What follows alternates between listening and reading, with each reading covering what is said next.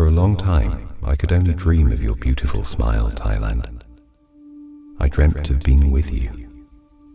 So, I crafted my imagination around everything I want to do, and finally embarked on a new chapter of travel adventures.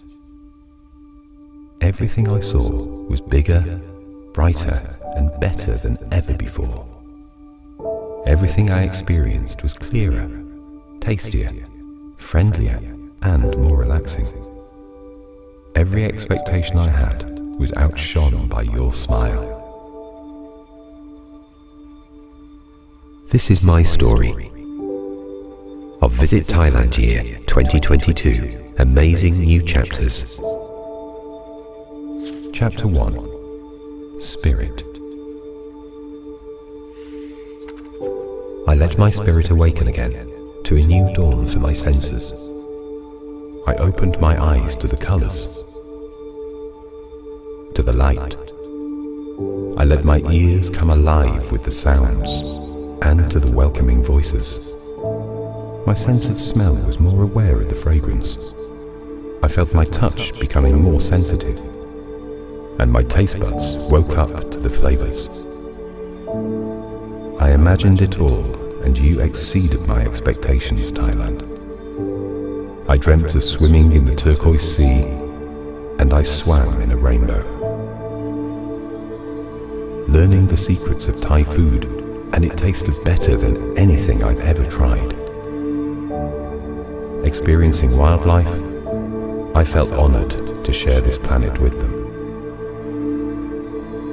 Watching the sunset, it was an assault on my senses in the best possible way. I imagined island hopping. The white sand was so bright I could hardly see.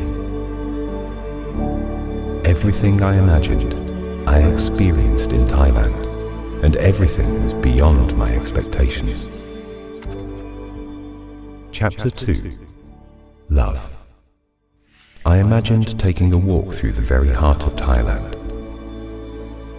I connected with something deep inside myself as I connected with your soul. And I shed a tear of joy when I saw the meaning of Forever Yours. I felt my heart open to new friendships. I shared every moment with my family as I saw a new family about to begin. I realized how rich I was in my fulfilled soul. As I felt getting closer to what's true, I whispered, "Thank you for the time we have together." I saw love all around me, and I felt my heart soar as I walked in the footsteps of tenderness. I want to share everything you've shown me, Thailand. I want to share the one I love with the ones I love.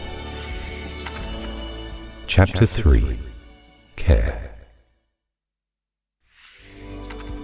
In the new light, I saw that Thailand had been given time to breathe, time to reflect, time to heal. I saw it had been a gentle time of renewal, of rebirth. I reached out and touched the tender care. I saw how pristine the beaches are, and breathed in the difference. I experienced togetherness in a new, more sustainable way. I saw that shopping closer brings us closer. I felt my awareness growing. I wanted to slow things down with a green tour and synchronize my pace with my surroundings. When Thailand breathed in, so did I. When we exhaled, we did so in harmony. I took my time to experience a new time where the beautiful is more beautiful, the perfect more perfect, in a place where it will stay this way, because Thailand cares for today, for tomorrow, and forever. The end.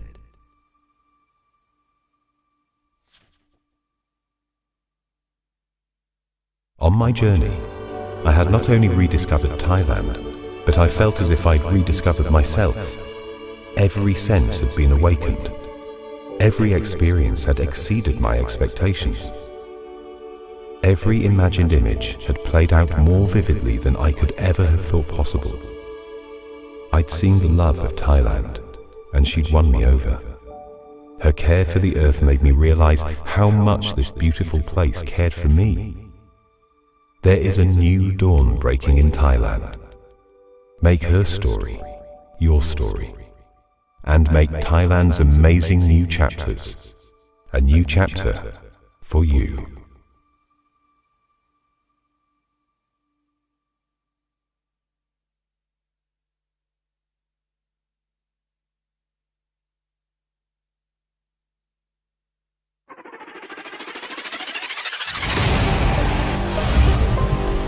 COVID-19 has kept all people around the world apart for more than 3 years. Do you remember the Emerald Sea, the ivory beaches, the mountains, the forests, the streams, the rivers we used to enjoy together? Do you remember the shopping places, the cultural elegance, and the taste of food unanimously accepted to be delicious? Or the smile of Thailand, a country that is known as the land of smiles. Do you still remember it?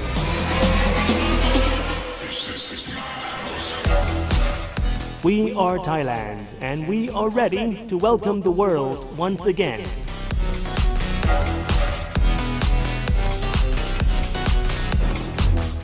Today, Thailand is ready to access the world in the new era as the host of APEC 2022. This is considered to be the first gathering of the world leaders after lockdown. You are welcome with the technology readiness.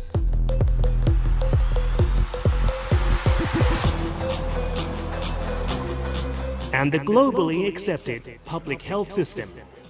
The situation will be better if all groups of people are completely vaccinated within the end of 2021. Thailand would be safe and ready to open the country and welcome APEC 2022. This is one of the most spectacular economic negotiations in the world. Excuse me, how to get to this place? That way. That way, right? Yeah. Okay, thank you. ขอบคุณครับ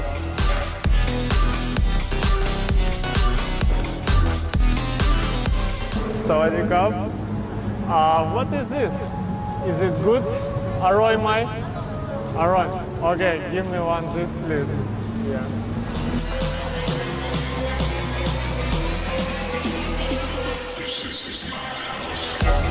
Aroy Mark. Hello, excuse me. How to get to this place? Maybe some bus there. This way. What's your name? Andre, and your name? Kitada. Isada. Kitada. Okay, nice to meet you. Thanks for help. Yeah, Kopun Kap. Hello, Sawadikap. Do you know where is this temple located? That way, right? Okay, thank you. Kopun Kap. Have a nice day.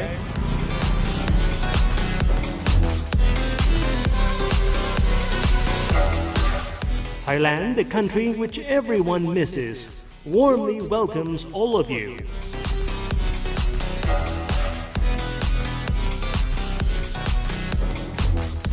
See you in APEC 2022.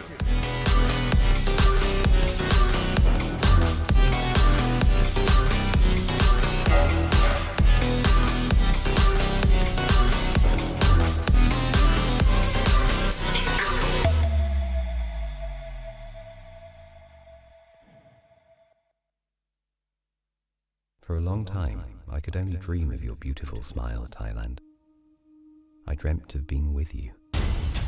So, how could my imagination went?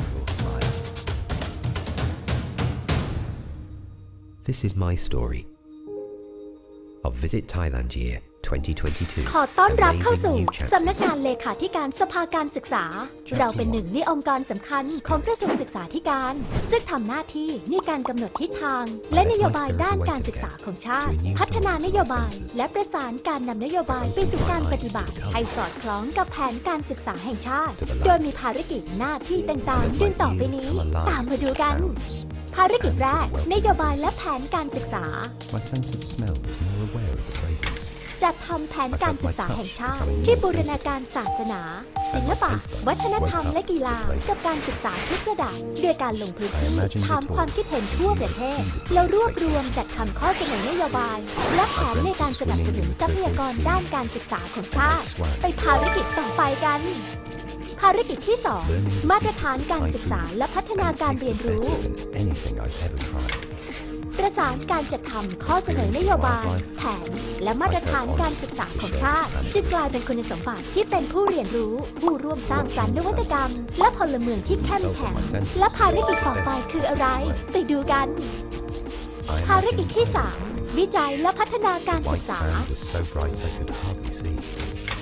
วิจัยและประสานส่งเสริมสนับสนุนการวิจัยและพัฒนาการศึกษาการพัฒนาเครือข่ายการเรียนรู้และภูมิปัญญาของชาติตลอดจนรวบรวมและพัฒนาระบบเครือข่ายข้อมูลสารสนเทศเพื่อการพัฒนานโยบายและแผนการศึกษาของชาตินั่นเองภารกิจที่ 4 ประเมินผลการจัดการศึกษารับฟังความคิดเห็นเพื่อประเมินผลการจัดการศึกษาตามแผนการศึกษาแห่งชาติภารกิจที่ 5 กฎหมายการศึกษาให้ความเห็นหรือคำแนะนำในเรื่องกฎหมายที่เกี่ยวกับการศึกษาตามแผนปฏิรูปประเทศด้านการศึกษาเสนอเพื่อพิจารณาบังคับใช้ต่อไปภารกิจที่ 6 พัฒนาเด็กปฐมวัยสร้างมาตรฐานการพัฒนาเด็กปฐมวัยหรือวัยอนุบาลช่วงขวบปีแรกๆที่สำคัญที่สุดในการพัฒนาชีวิตของเด็กเป็นช่วงวัยของการสร้างรากฐานสำหรับการเติบโตและการเรียนรู้ต่อไปในชีวิตและภารกิจที่ 7 สุดท้ายกรอบคุณวุฒิแห่งชาติเชื่อมโยงคุณวุฒิการศึกษากับมาตรฐานอาชีพไว้ด้วยกันโดยยกระดับความรู้ความสามารถและคุณวุฒิทางการศึกษารองรับการจ้างงานในอนาคตที่หลากหลายเพื่อส่งเสริมการเรียนรู้ตลอดชีวิตและเพิ่มโอกาสทางการศึกษาด้วยภารกิจทั้งหมดเหล่านี้ทำให้สำนักงานเลขาธิการสภาการศึกษาเป็นองค์กรหลักที่กำหนดนโยบายการศึกษาของชาติเพื่อพัฒนาทรัพยากรมนุษย์และนวัตกรรมทางการศึกษามุ่งสู่ความเป็นเลิศในเวทีโลก I wanted to slow things down with a green tour and synchronize my pace with my เปิดโลก surroundings. ดิจิทัลสู่การเรียนรู้อย่างไร้ขีดจำกัดไปกับน้องพาเพลินด้วย 5 ช่องทางการติดตามที่ OEC News ภาคการศึกษา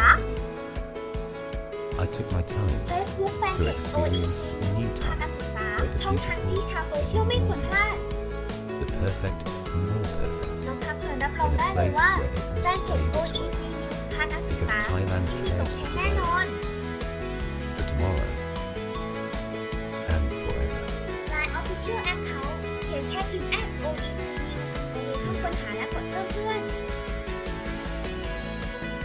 น้องพาเพลินจะคอยอัปเดตข่าวสารส่งตรงถึงมือเงินชม On ไว้ my ทาง journey, การ I had not only rediscovered Thailand, but I felt as if I had rediscovered myself. Every sense had been awakened. ทางความรู้ออนไลน์ใน Every รูปแบบวิดีโอ experience had exceeded my เราอัปเดตเรื่อง expectations. ราวทางการศึกษาที่ทางเขา Every เข้าถึง imagined และเข้าใจ image ง่าย played out แต่ more เพื่อนๆยัง vividly สามารถรับชม than ย้อนหลั ever งได้ทุก before ที่ทุก possible. เวลาด้วยนะคะ I'd seen the love of Thailand, and she'd won me over. ล็อกติ OEC Her News care ภา for ค the การศึก earth ษา made me ช่องทาง realize น้องใหม่ how ที่อยาก much ให้ลอง this beautiful place cared for me.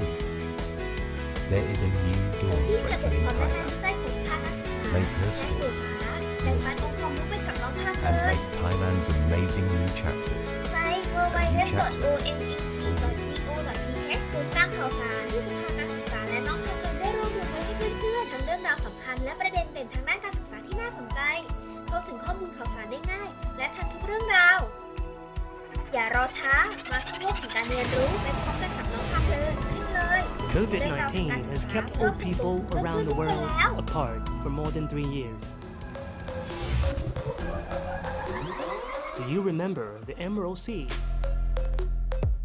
the ivory beaches, the mountains, the forests, the streams, the rivers VUCA we World used to enjoy คือความ together? ท้าทายของโลกสมัยใหม่ ภายใต้สถานการณ์ที่มีการเปลี่ยนแปลงรวดเร็ว จุดเปลี่ยนสำคัญของระบบการศึกษาจึงต้องสร้างคนรุ่นใหม่ที่กล้าจะเปลี่ยนแปลงไปสู่สิ่งใหม่ๆ สภาการศึกษายกระดับบทบาทเป็นเข็มทิศการศึกษาชาติกำหนดเป้าหมายอนาคตเด็กไทย 2025 เพื่อเศรษฐกิจไทย สภาการศึกษาขับเคลื่อนพิมพ์เขียวการสร้างกำลังคน หรือ Skill Mapping กำหนดทิศทางการศึกษาและการพัฒนากำลังคนของประเทศให้มีสมรรถนะสูงและสอดคล้องกับเศรษฐกิจใหม่มีเส้นทางชีวิตชัดเจนในทุกช่วงวัยโดยยึดโยงกับ 5 กลุ่มอุตสาหกรรมเป้าหมายประกอบด้วย 1. กลุ่มดิจิทัลแห่งอนาคต 2. กลุ่มธุรกิจบริการการท่องเที่ยวโรงแรม 3. กลุ่มระบบขนส่งและโลจิสติกส์ 4. กลุ่มเกษตรอัจฉริยะและ 5. กลุ่มหุ่นยนต์และระบบอัตโนมัติเพื่อการบรรลุเป้าหมายพัฒนาประเทศระบบการศึกษาจำเป็นต้องเร่งปรับเปลี่ยนการผลิตและพัฒนาคนในทุกเจเนอเรชันให้มีสมรรถนะสูงด้วยการพัฒนาระบบเทียบโอนความรู้และประสบการณ์ที่ชัดเจนและเปิดโอกาสให้ภาคเอกชนมีส่วนร่วมวางหลักสูตรรองรับการพัฒนาทักษะของคนทุกกลุ่มกลุ่มคน Generation X มีประมาณ 16.4 คนกำลังเข้าสู่วัยเกษียณแต่ก็ยังต้องแบกภาระครอบครัวอยู่ส่วน Generation Y มีอยู่ 15.1 คนอยู่ในวัยทำงานและมีค่าใช้จ่ายที่เพิ่มขึ้นเรื่อยๆและ Generation 4 ซึ่งเป็นกลุ่มคนคลื่นลูกใหม่ที่มีทักษะการทำงานหลายอย่างมีประมาณ 12.9 คนสิ่งที่ต้องทำต่อเนื่องคือการออกแบบระบบการศึกษาเชิงพื้นที่ให้มีความเข้มแข็งควบคู่กันไปด้วยและต้องประมาณการความต้องการแรงงานในอนาคตและทักษะที่จำเป็นความต้องการแรงงานทักษะแห่งอนาคตหรือ Future Skill ของประเทศไทยในอีก 3 ปีข้างหน้าอุตสาหกรรมเป้าหมายอย่างกลุ่มดิจิทัลยังเปิดกว้างต้องการ Data Scientist หรือ Full Stack Developer มากถึง 30,000 อัตรากลุ่มการบินและโลจิสติกส์ยังเปิดกว้างในตำแหน่ง Ground Service Officer หรือ Logistics Data Specialist มากกว่า 29,000 อัตราและยังต้องการ 15,000 ตำแหน่งในกลุ่มการท่องเที่ยวรายได้สูงเชิงสุขภาพกับงาน Digital Marketing Specialist ภายใต้ทิศทางที่มีเป้าหมายการพัฒนากำลังคนตามนโยบายรัฐบาลเข็มทิศสภาการศึกษาพัฒนาประเทศไทยประเทศมีความหวังคนไทยมีเส้นทางการศึกษาที่ชัดเจนด้วย Skill Mapping เลือกเรียนที่ชอบเพื่อจะได้ทำงานที่ใช่สำหรับตนเองเพราะทุกเจเนอเรชันคือกำลังสำคัญของการพัฒนาประเทศ See you in APEC 2022.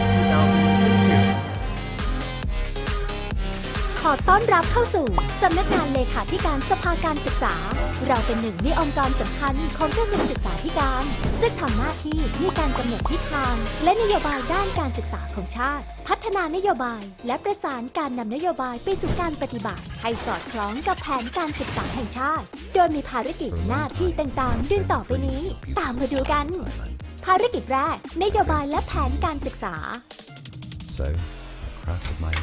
จัดทำแผนการศึกษาแห่งชาติที่บูรณาการศาสนาศิลปะวัฒนธรรมและกีฬากับการศึกษาทุกระดับด้วยการลงพื้นที่ถามความคิดเห็นทั่วประเทศแล้วรวบรวมจัดทำข้อเสนอนโยบายและแผนในการสนับสนุนทรัพยากรด้านการศึกษาของชาติไปภารกิจต่อไปกันภารกิจที่ 2 มาตรฐานการศึกษาและพัฒนาการเรียนรู้ประสานการจัดทำข้อเสนอนโยบายแผนและมาตรฐานการศึกษาของชาติจึงกลายเป็นคุณสมบัติที่เป็นผู้เรียนรู้ผู้ร่วมสร้างสรรค์นวัตกรรมและพลเมืองที่เข้มแข็งและภารกิจต่อไปคืออะไรไปดูกันภารกิจที่ 3 วิจัยและพัฒนาการศึกษา วิจัยและประสานส่งเสริมสนับสนุนการวิจัยและพัฒนาการศึกษาการพัฒนาเครือข่ายการเรียนรู้และภูมิปัญญาของชาติตลอดจนรวบรวมและพัฒนาระบบเครือข่ายข้อมูลสารสนเทศเพื่อการพัฒนานโยบายและแผนการศึกษาของชาตินั่นเองภารกิจที่ 4 ประเมินผลการจัดการศึกษารับฟังความคิดเห็นเพื่อประเมินผลการจัดการศึกษาตามแผนการศึกษาแห่งชาติภารกิจที่ 5 กฎหมายการศึกษาให้ความเห็นหรือคำแนะนำในเรื่องกฎหมายที่เกี่ยวกับการศึกษาตามแผนปฏิรูปประเทศด้านการศึกษาเสนอเพื่อพิจารณาบังคับใช้ต่อไปภารกิจที่ 6 พัฒนาเด็กปฐมวัย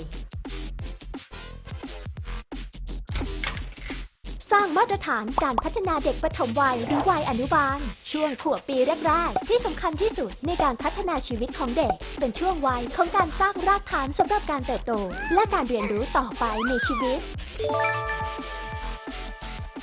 และภารกิจที่ 7 สุดท้ายกรอบคุณวุฒิแห่งชาติ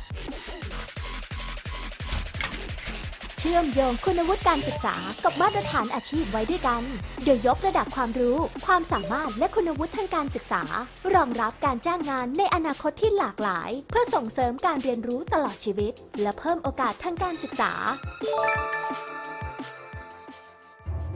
ด้วยภารกิจทั้งหมดเหล่านี้ทำให้สำนักงานเลขาธิการสภาการศึกษาเป็นองค์กรหลักที่กำหนดนโยบายการศึกษาของชาติเพื่อพัฒนาทรัพยากรมนุษย์และนวัตกรรมทางการศึกษามุ่งสู่ความเป็นเลิศในเวทีโลก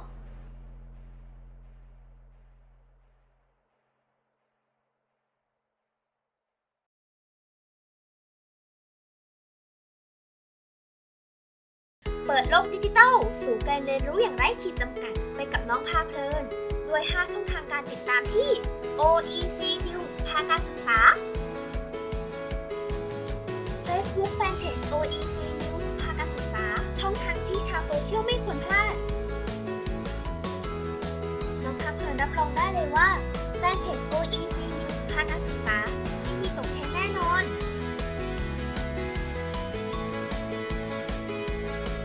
Official Account เพียงแค่พิมพ์แอด OEC News ในช่องค้นหาและกดเพิ่มเพื่อนน้องพาเพลินจะคอยอัปเดตข่าวสารส่งตรงถึงมือเงินฉับไวทันเหตุการณ์ YouTube Channel OEC News ภาคการศึกษาทางความรู้ออนไลน์ในรูปแบบวิดีโอพร้อมอัปเดตเรื่องราวทางการศึกษาที่มาพร้อมทั้งความถูกและเข้าใจง่ายแต่เพื่อนๆยังสามารถรับชมย้อนหลังได้ทุกที่ทุกเวลาด้วยนะคะบล็อกดี OEC News ภาคการศึกษาช่องทางน้องใหม่ที่อยากให้ลองพื้นที่แชร์บทความและงานวิจัยของภาคการศึกษาและเกี่ยวสาระแบ่งปันองค์ความรู้ไปกับน้องพาเพลินไซต์ www.onec.go.th ศูนย์กลางข่าวสารที่สภาการศึกษาและน้องพาเพลินได้รวบรวมไว้ให้เพื่อนๆทั้งเรื่องราวสำคัญและประเด็นเด่นทางด้านการศึกษาที่น่าสนใจเข้าถึงข้อมูลข่าวสารได้ง่ายและทันทุกเรื่องราวอย่ารอช้ามาท่องโลกแห่งการเรียนรู้ไปพร้อมกันกับน้องพาเพลินคลิกเลยเรื่องราวทางการศึกษาพร้อมส่งตรงถึงเพื่อนๆทุกคนแล้ว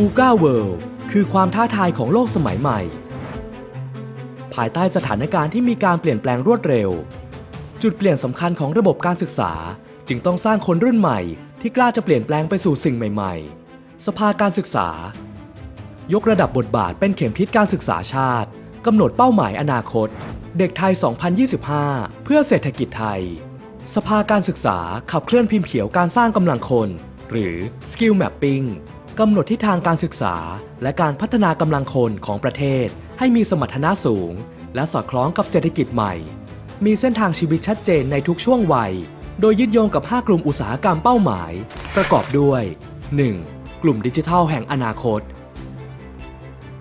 2. กลุ่มธุรกิจบริการการท่องเที่ยวโรงแรม 3. กลุ่มระบบขนส่งและโลจิสติกส์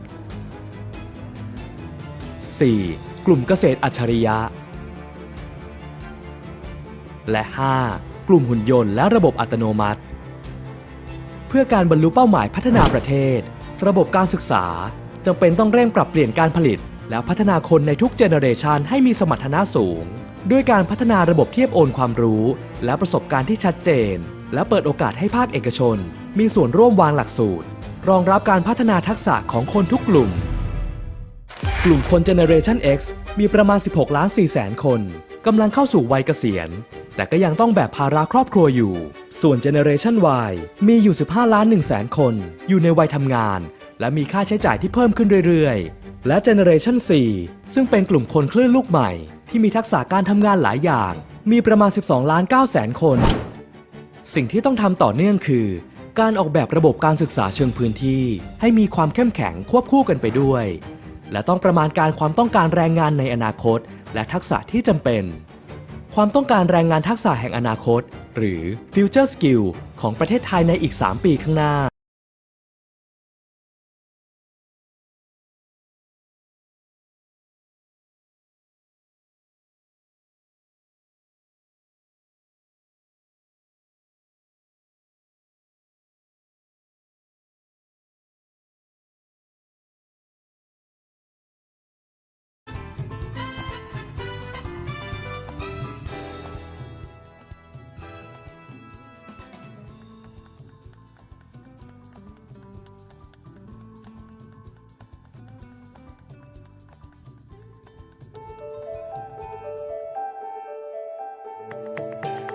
Sawadika.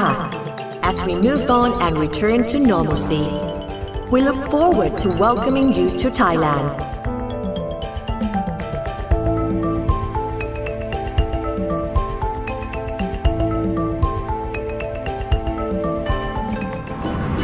To New Zealand 2021 APEC hosts, you have joined us together to overcome unprecedented challenges. ขอบคุณค่ะ. The pandemic has revealed imbalances in the way we live, do business, and treat our planet. We must do better for a better future. Together, we can increase regional economic integration and shape the world's future to build a more open, connected, and balanced world for future generations. We are an inclusive economy open to trade and investment, open for business, open to new ideas, always evolving and ready for what's next. As one, we open. We are advancing digital economy, creating new platforms for growth, unlocking limitless potential.We are building an economy of trust and bringing people together across the Asia-Pacific region and beyond. As one, we connect. We are striving for balanced prosperity for everyone and businesses of all sizes, working to live in harmony with nature and optimize resources. Thailand is focusing on synergizing bio,circular and green economy, shifting to renewable energy and innovations for sustainable food systems, cutting emissions and efficiently managing our waste. As one, we balance. On the road ahead, many challenges await.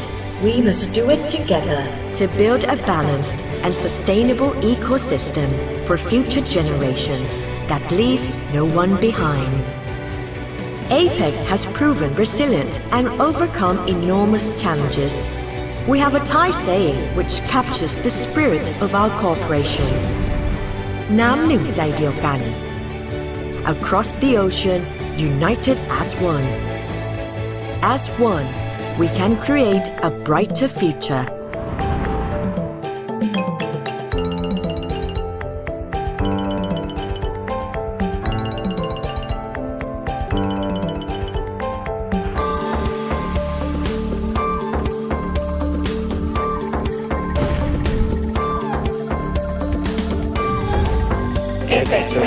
to Thailand. See you soon.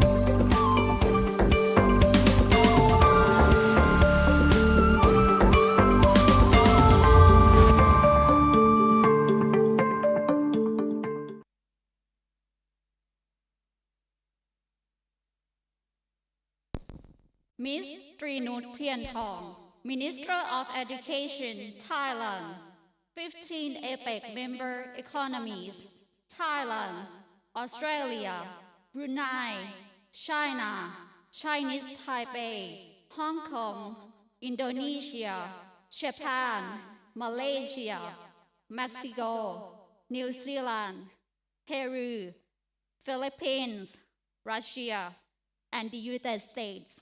Ministry of Higher Education, Science, Research and Innovation, Ministry of Industry, Ministry of Labor, Ministry of Digital Economy and Society, Ministry of Foreign Affairs, Ministry of Human Development and Social Security, public and private partners.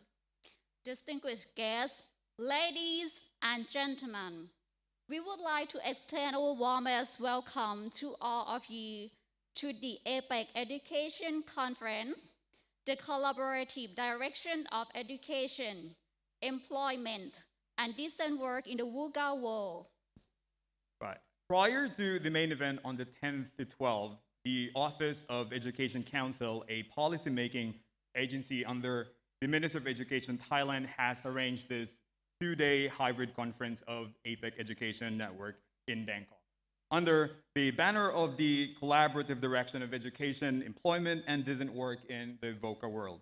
Following up APEC Education Strategy 2016 to 2030, it aims to set direction in the regional education and human resource development towards the goal of shaping smart citizens with digital literacy and eco-friendly awareness among APEC economies. To officially welcome us in this conference, joining us via Zoom to deliver her welcoming remarks, ladies and gentlemen, let's welcome the EdNet coordinator, Dr. Wang Yan. A round of applause, please.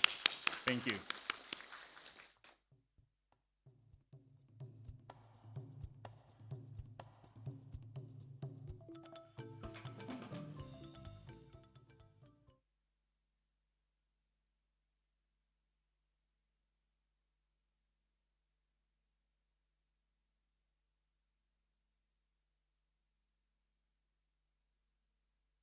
Sorry, Dr. Yan.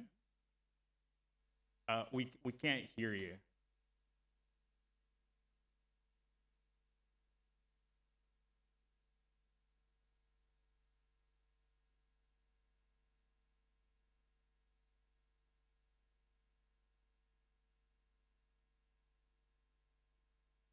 I think we're experiencing technical problems.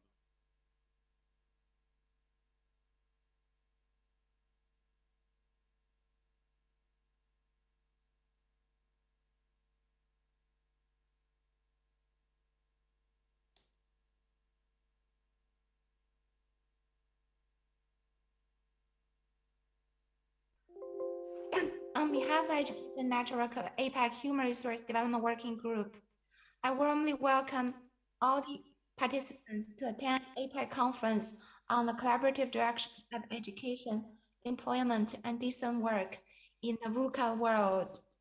This conference is a landmark event for education cooperation in the year of APEC 2022, hosted by Thailand under the theme of quality education for sustainable growth.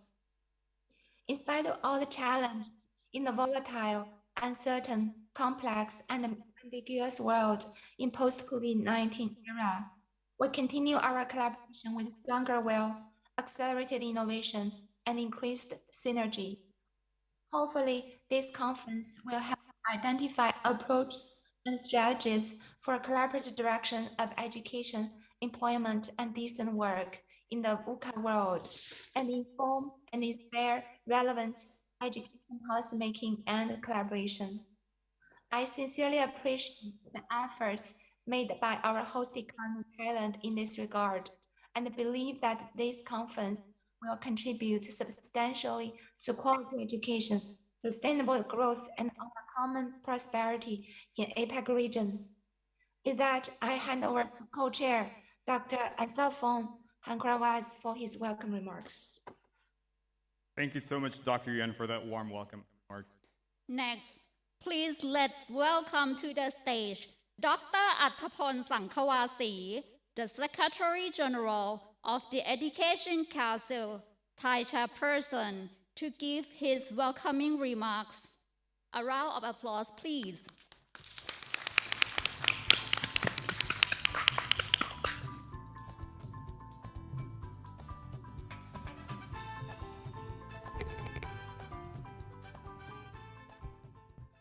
Excellencies, Ms. Yun Tong, Minister of Education, Thailand, Dr. Wang Yang, APEC Ethnic Coordinator, Mr. Shigeru Aoyagi, Director of UNESCO Bangkok, his representative from APEC Economic, both on-site and online, executive as representative from related organizations, member of press, ladies and gentlemen. On behalf of the Ministry of Education, Thailand, and host of conference, I would like to extend my warmest wishes in welcoming all economic representatives and participants, both on-site and online, to the APEC Education Conference under the banner of the collaborative direction of education, employment, and decent work in the VUCA world. This conference is a part of meetings hosted by Thailand during the theme of APEC 2022 was under the theme Open Connect Branch. Besides this, it is one of the important meetings hosted under the banner of Ministry of Education, Thailand. Ladies and gentlemen, this gathering aims to set direction in the regional education and human resources development toward the goal of shaping smart citizens with digital literacy and eco-friendly awareness among APEC economies. Moreover, we are hopeful that it will act as an exchange forum of viewpoint and experiences, as well as initiatives and plans on education and human resource on the regional level that build up sustainable and inductive development in the post-COVID-19 era.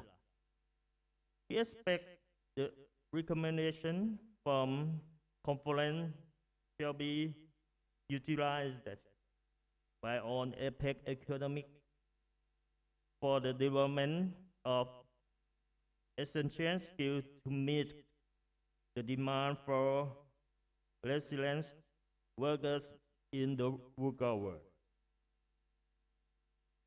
Through today's conference, participants will get the chance to share, learn the experience, the interesting contents related to the meeting two topics, which I am very glad to highlight to all of you, such as Implication of VUCA world, on education and training in the APEC region by Mr. Shigeru Aoyagi, Director of UNESCO Bangkok, and VUCA world impact on the post-COVID-19 era by Mr. Ades, Director for Education and Skill, OECD, and many other interesting topics of this discussion.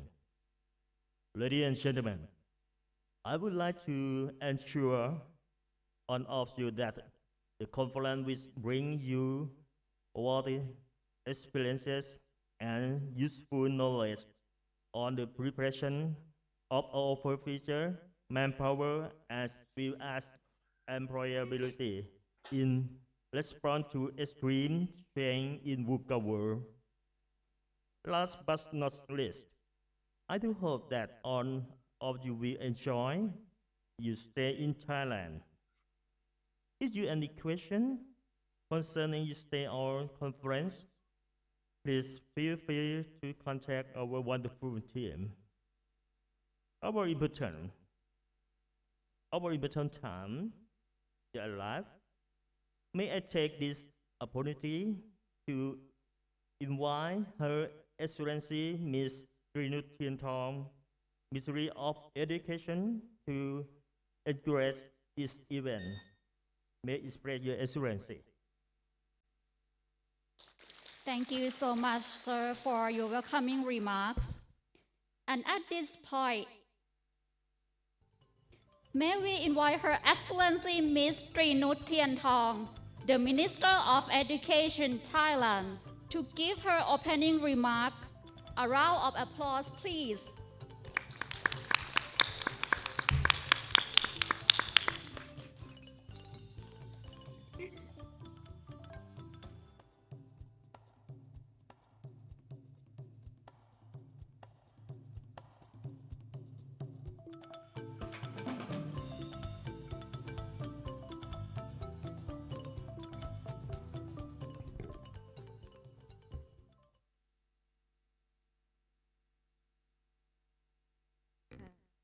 Dr. Akapon Sankhawasi, Secretary General of Education Council, Dr. Wang Yan, APEC Ethnic Coordinator, Mr. Shigeru Aoyagi, Director of UNESCO Bangkok, representatives from APEC economies and both on-site and online executives, representatives from related organizations, member of press, ladies and gentlemen, it is my great honor to greet in person at this gathering and virtually.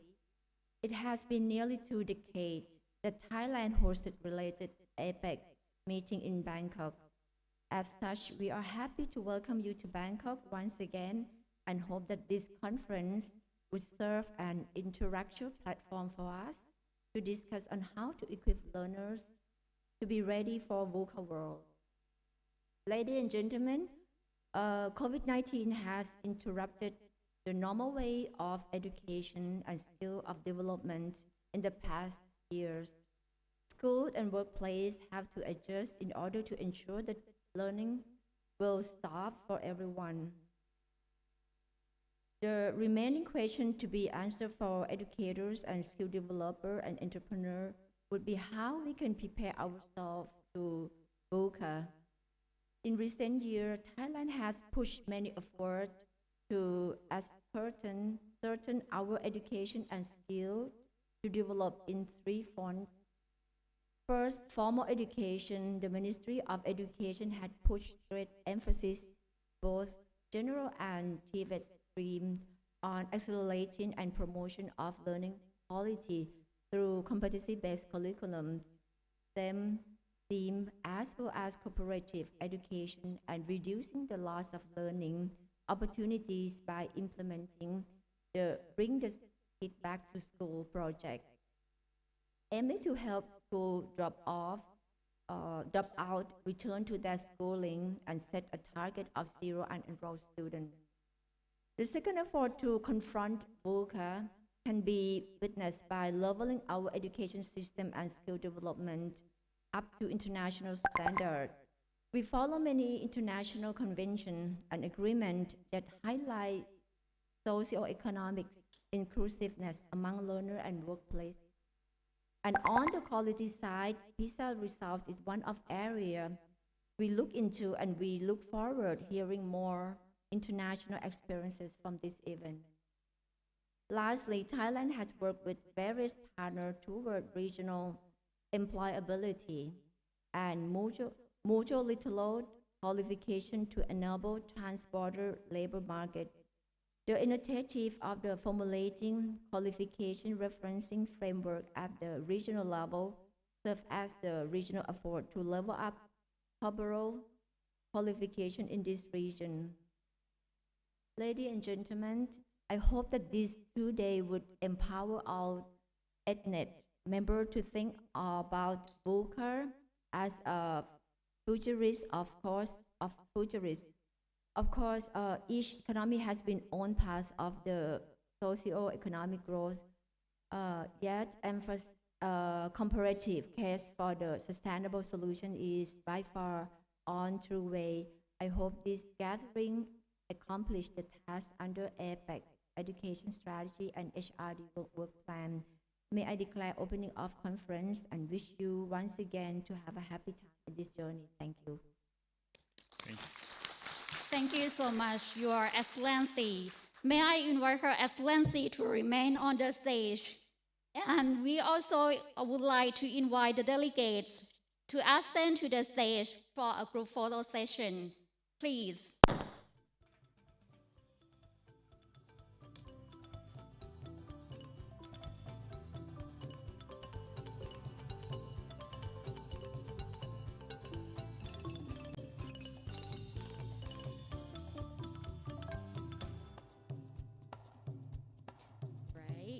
This is such an excellent opportunity for Thailand's leadership to ensure that APEC is open to all opportunities, connect in all dimensions, and balance in all aspects for the development of a sustainable future for everyone.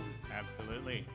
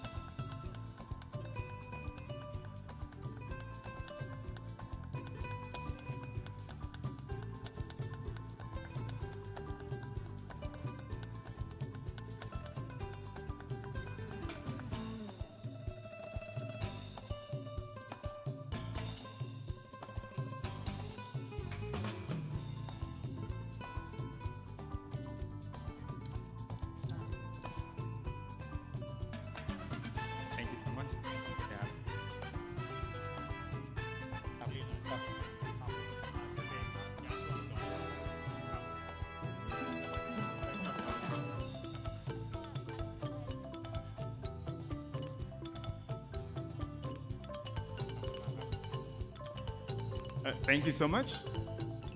Today, we will cover a lot of ground, which includes panel discussion and keynote speaker series.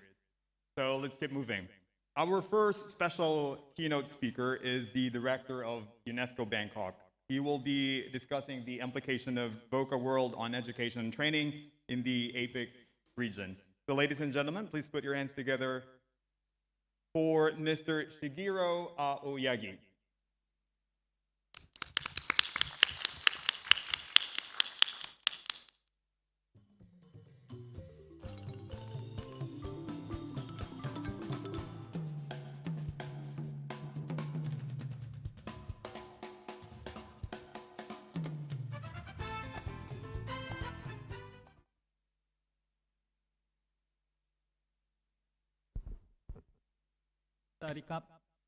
Good morning, good afternoon, distinguished participants. Honorable Education Minister of Thailand, Ms. Nuk, co-chairs of this session, Dr. Wan and Dr. Pon, Excellencies, distinguished participants. It is my great pleasure to give a keynote at this August gathering of APEC Education Conference. On behalf of UNESCO, thank the Education Council under the Ministry of Education for the invitation and APEC Education Network for the partnership. I'm grateful to be here with you today to reflect on the transformation of education and training in the APEC region to address VUCA world. I think can you show the slide, the PowerPoint presentation?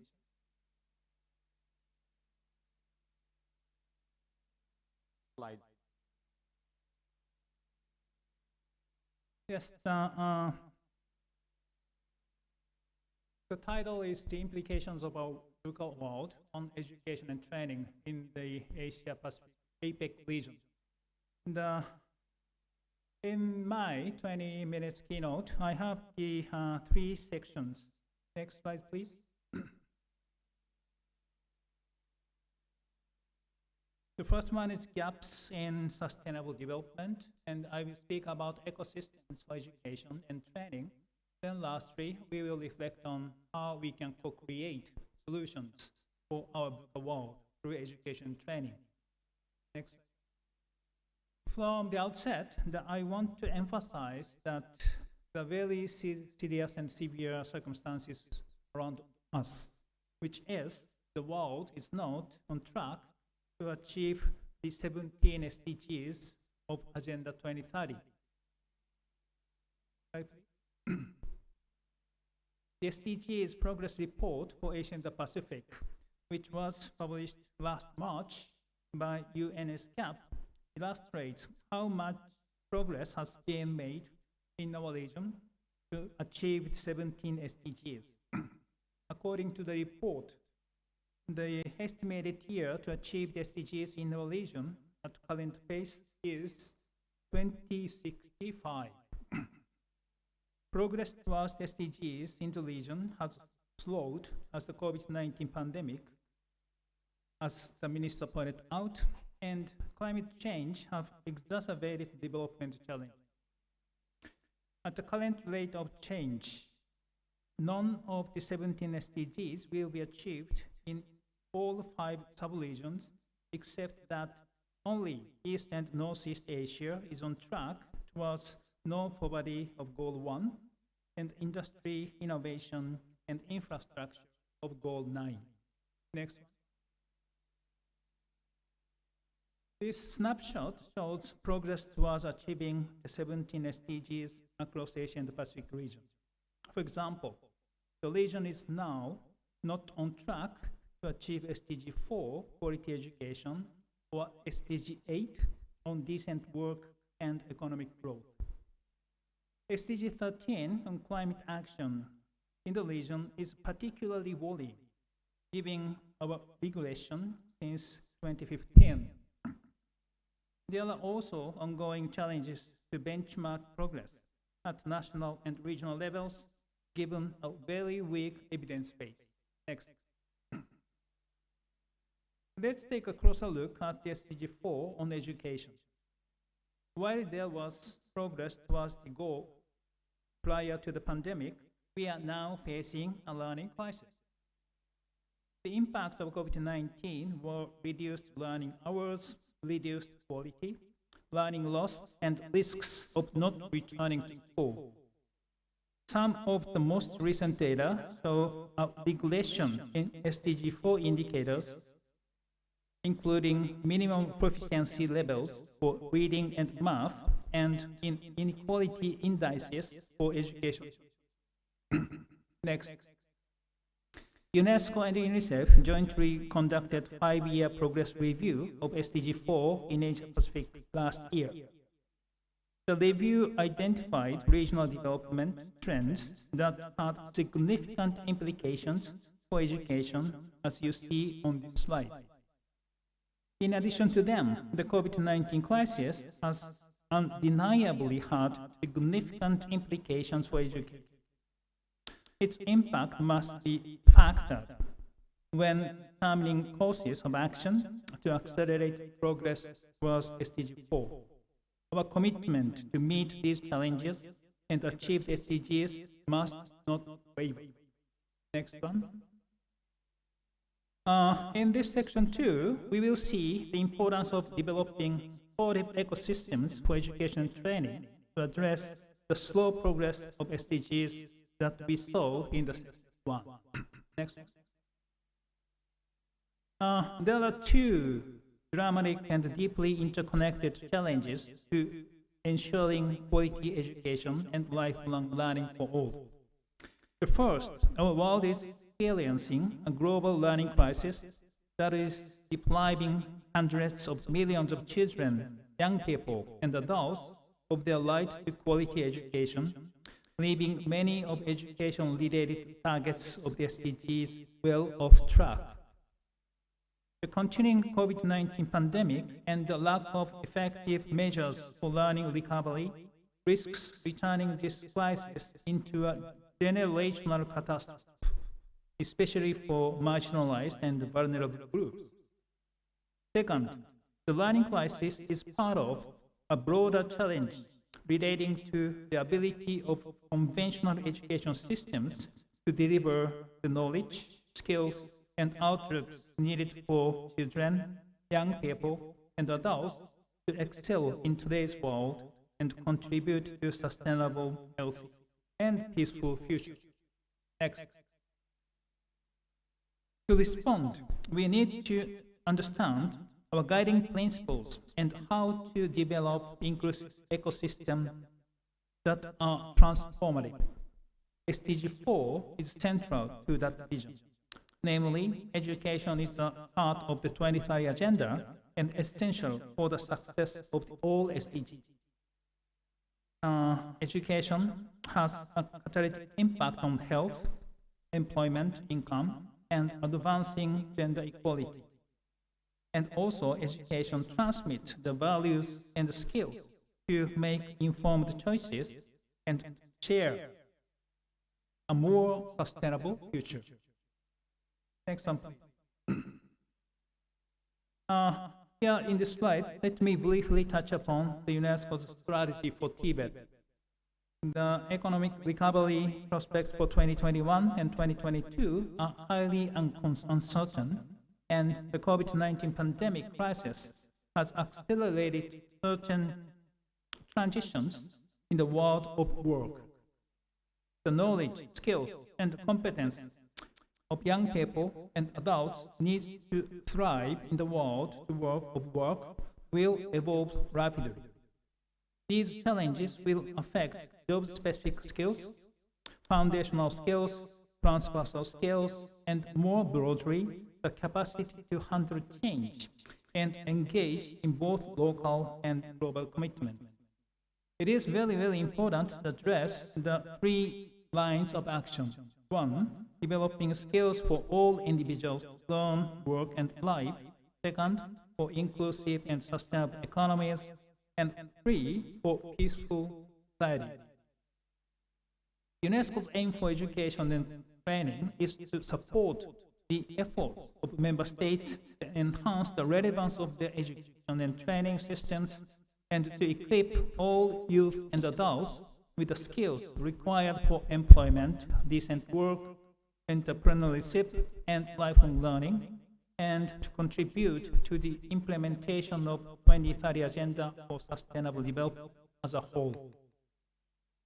In this slide, let's look at some successful country cases in developing ecosystems for education and training. Online learning has become the most sought-after solution to maintain the continuity of learning, not just back up or as a contingent solution. For example, in Indonesia, Cyber Education Institute is a new marketplace launched in July last year for online courses in Indonesia. As part of the ICE Institute portfolio, there is ongoing research about online learning and efforts to improve its quality. Demand for online learning during the pandemic has generated significant momentum to reimagine the role of technology in the delivery and quality of higher education programs.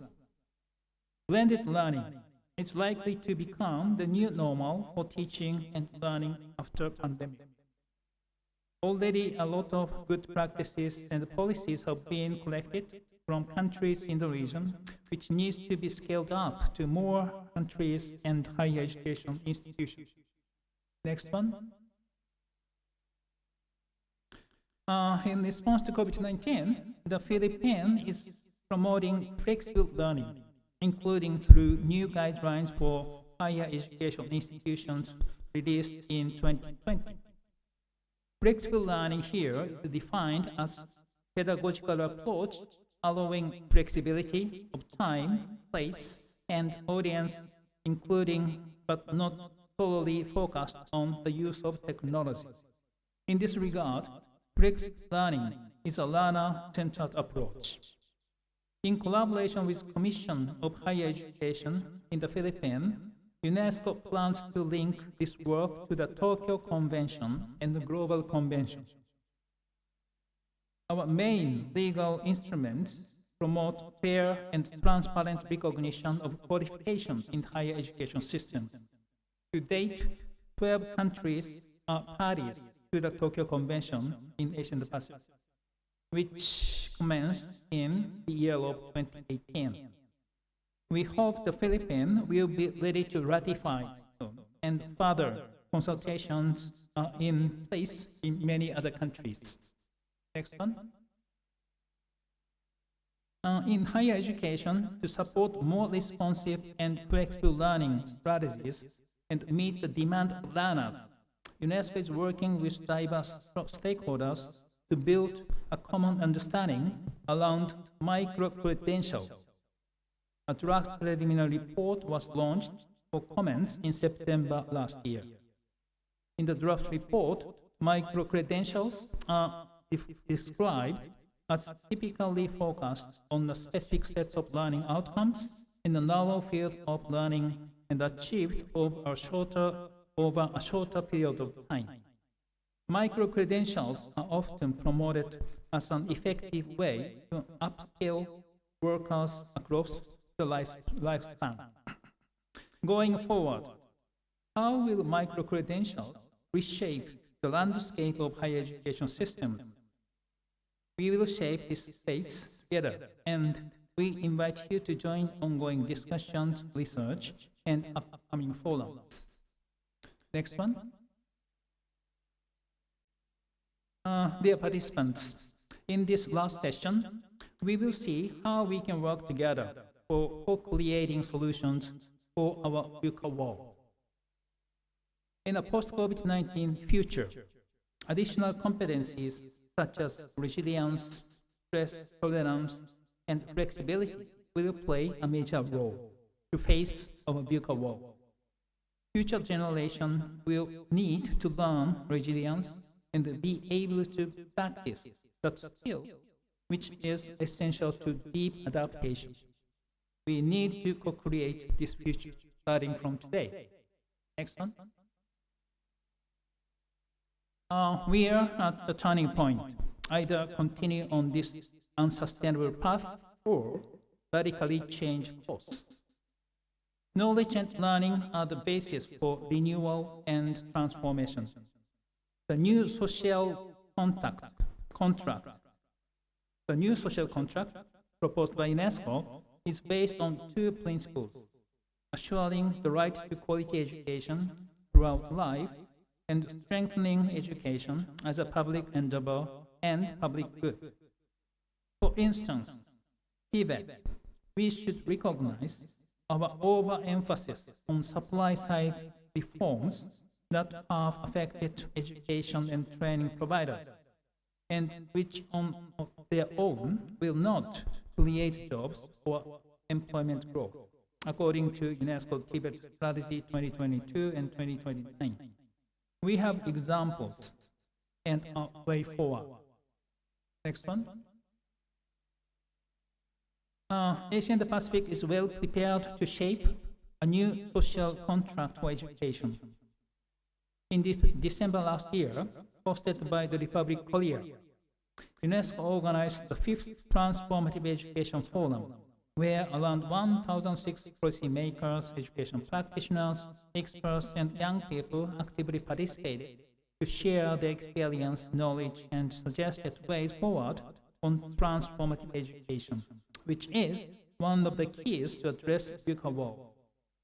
Transformative education involves teaching and learning geared to motivate and empower learners to take informed decisions and actions at individual, community, and global level. Next. The VUCA world calls for collective action, which are part of a critical transforming education summit coming up in September this year. The response calls for national consultations, thematic action tracks, and public engagement, especially with, for, and by youth. National consultations must aim at developing a shared vision, commitment, and alignment of action across constituencies to transform education between now and 2030. Under the leadership of member states, national consultations can put focus on the policy planning and the budgetary changes needed to recover learning losses, get SDG 4 back on track, and reimagine education into the future. 5 thematic action tracks include inclusive, equitable, safe, and healthy schools, teachers, teaching and teaching profession, learning and skills for life, work and sustainable development, digital learning and transformation, and financing of education. Public engagement mobilization. Given the speed and scope of change needed to achieve SDG 4 and reimagine education, deep and sustained public support and engagement, which translates into political debate at all levels, will be essential. Here in this slide, we will see the 3 critical upcoming events for our region and global community towards Transforming Education Summit in short tests.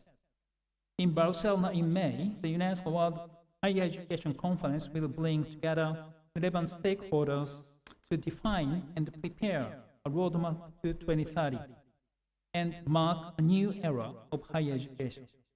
In Bangkok in June, UNESCO together with UNICEF will be co-organizing the second Asia-Pacific Regional Education Ministers Conference.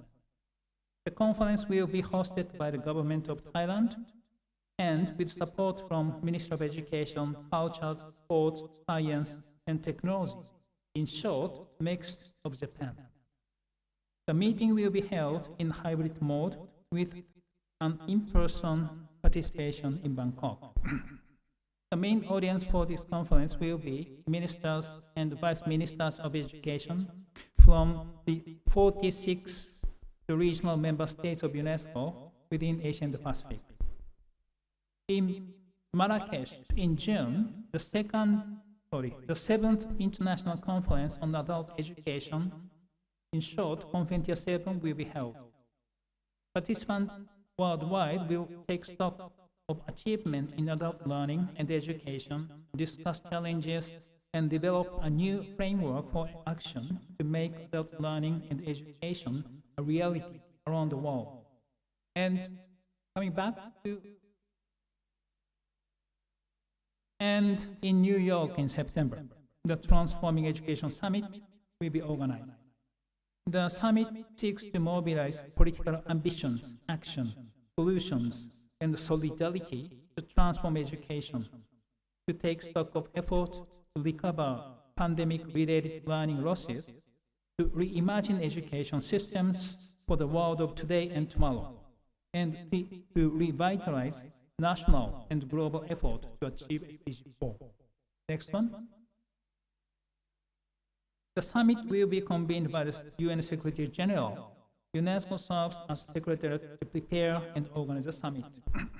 Basic concept of the summit is as follows. Recognizing that education is a foundation for peace, tolerance, human rights, and sustainable development. The Transforming Education Summit provides an opportunity to mobilize greater political ambition, commitment, and action to resolve the plight of SDG 4, Reimagine Education, and accelerate progress on education and 2030 agenda. More broadly, the remainder of decade of action. The summit will seek to renew our collective commitment to education and lifelong learning as a preeminent public good. Next one. For co-creating solutions for a VUCA world, we must transform education and training to achieve Agenda 2030. And Asia and the Pacific is ready to respond, improve, and build together. And UNESCO, we will be joining you in your country-led effort. Last one. In conclusion, I leave you with this key message from our Together for Peace initiative in Asia and the Pacific, which is supported by the Ministry of Education Thailand and Ministry of Foreign Affairs Japan, and joining hands with the 46 member states in this region. Message like this: as societies weather and recover from the pandemic, we must rebuild from more sustainable and equitable foundations that brings us all together for resilient, positive peace. This is last slide. Thank you so much. I thank you, and please reach out to me anytime. So we look forward to further collaboration in renewing our commitment to address the VUCA world through education. Thank you very much for your attention. Thank you so much for sharing this insightful data and collective practices in addressing a better and sustainable future. Thank you so much. We'll have more of this after our 15 minutes break. So we'll have a coffee break for 15 minutes and we will resume right after the break. Thank you so much, everybody. Enjoy your break. Yeah, thank you so much. We'll see you in 15 minutes. Thank you.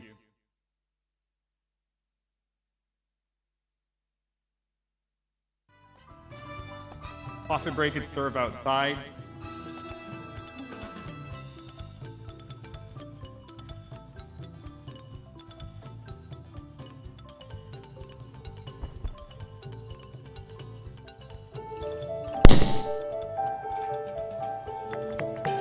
Sawadee-ka.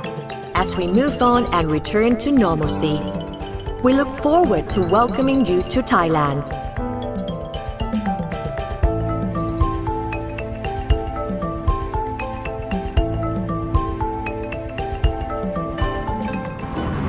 To New Zealand 2021 APEC host, you have joined us together to overcome unprecedented challenges.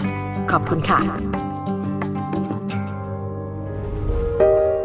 The pandemic has revealed imbalances in the way we live, do business, and treat our planet. We must do better for a better future. Together, we can increase regional economic integration and shape the world's future to build a more open, connected, and balanced world for future generations. We are an inclusive economy, open to trade and investment, open for business, open to new ideas, always evolving and ready for what's next. As one, we open. We are advancing digital economy, creating new platforms for growth, unlocking limitless potential.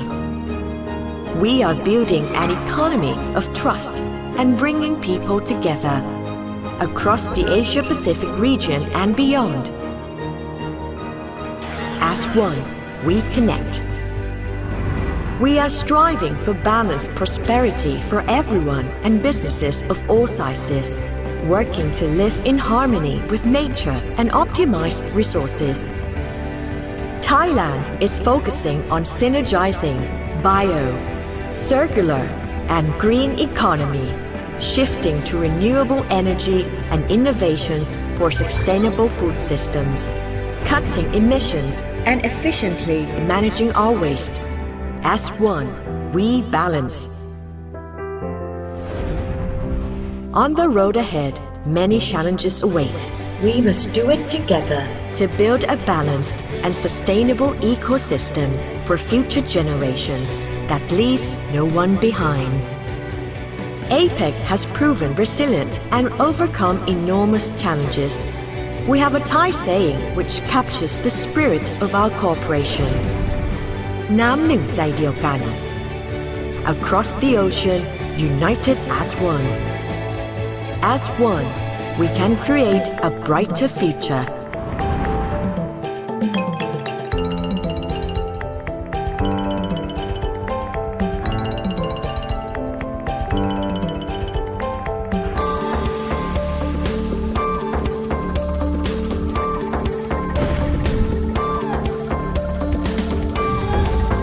APEC 2022 Thailand.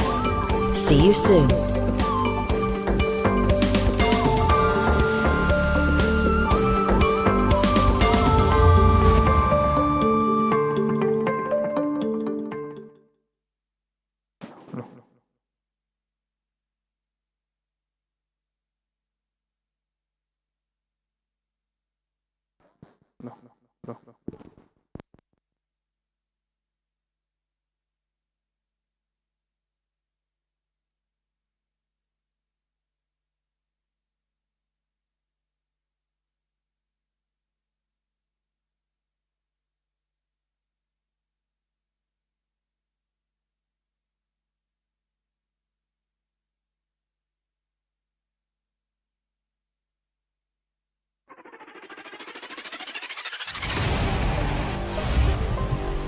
COVID-19 has kept all people around the world apart for more than 3 years. Do you remember the Emerald Sea, the ivory beaches, the mountains, the forests, the streams, the rivers we used to enjoy together? Do you remember the shopping places, the cultural elegance, and the taste of food unanimously accepted to be delicious? Or the smile of Thailand, a country that is known as the land of smiles. Do you still remember it?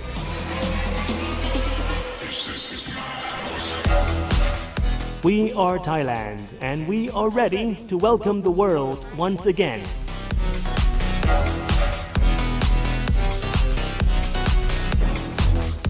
Today, Thailand is ready to access the world in the new era as the host of APEC 2022. This is considered to be the first gathering of the world leaders after lockdown. You are welcome with the technology readiness.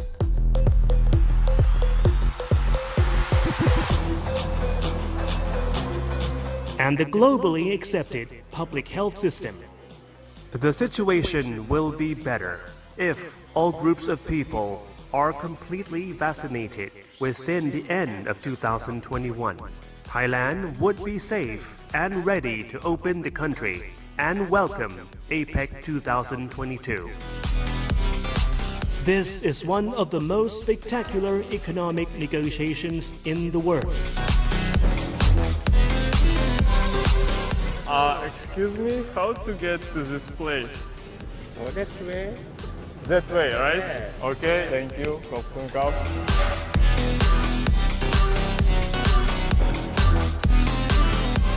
สวัสดีครับ What is this? Is it good? อร่อยไหมอร่อย Okay, give me one this please. Yeah.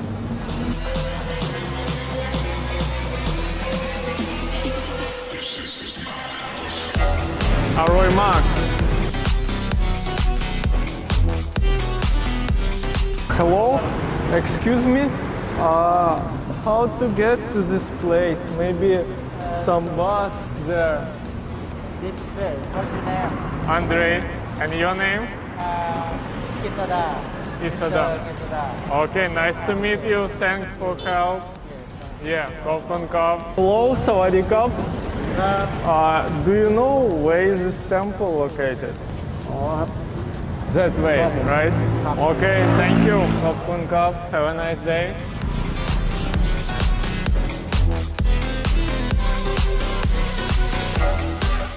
Thailand, the country which everyone misses, warmly welcomes all of you.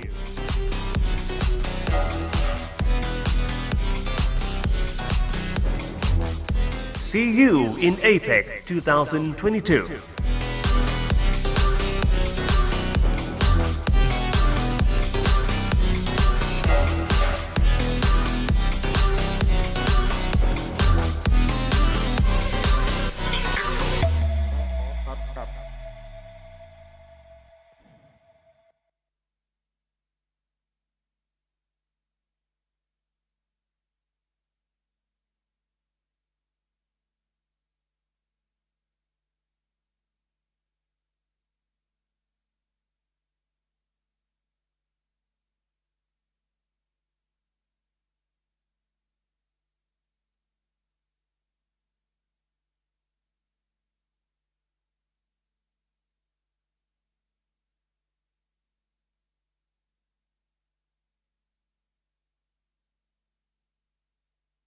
For a long time, I could only dream of your beautiful smile, Thailand.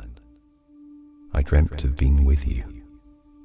So, I crafted my imagination around everything I want to do, and finally embarked on a new chapter of travel adventures. Everything I saw was bigger, brighter, and better than ever before.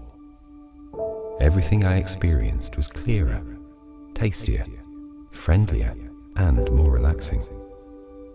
Every expectation I had was outshone by your smile. This is my story of Visit Thailand Year 2022. Amazing new chapters. Chapter 1. Spirit. I let my spirit awaken again to a new dawn for my senses. I opened my eyes to the colours, to the light. I let my ears come alive with the sounds and to the welcoming voices. My sense of smell was more aware of the fragrance. I felt my touch becoming more sensitive, and my taste buds woke up to the flavours. I imagined it all, and you exceeded my expectations, Thailand. I dreamt of swimming in the turquoise sea, and I swam in a rainbow. Learning the secrets of Thai food, and it tasted better than anything I've ever tried. Experiencing wildlife, I felt honoured to share this planet with them. Watching the sunset, it was an assault on my senses in the best possible way. I imagined island hopping. The white sand was so bright I could hardly see. Everything I imagined, I experienced in Thailand, and everything was beyond my expectations. Chapter 2. Love. I imagined taking a walk through the very heart of Thailand. I connected with something deep inside myself as I connected with your soul. And I shed a tear of joy when I saw the meaning of Forever Yours. I felt my heart open to new friendships. I shared every moment with my family as I saw a new family about to begin. I realized how rich I was in my fulfilled soul. As I felt getting closer to what's true, I whispered, "Thank you for the time we have together." I saw love all around me, and I felt my heart soar as I walked in the footsteps of tenderness. I want to share everything you've shown me, Thailand. I want to share the one I love with the ones I love. Chapter 3. Care. In the new light, I saw that Thailand had been given time to breathe, time to reflect, time to heal. I saw it had been a gentle time of renewal, of rebirth. I reached out and touched the tender care. I saw how pristine the beaches are, and breathed in the difference. I experienced togetherness in a new, more sustainable way. I saw that shopping closer brings us closer. I felt my awareness growing. I wanted to slow things down with a green tour and synchronize my pace with my surroundings. When Thailand breathed in, so did I. When we exhaled, we did so in harmony. I took my time to experience a new time where the beautiful is more beautiful, the perfect more perfect, in a place where it will stay this way, because Thailand cares for today, for tomorrow, and forever. The end.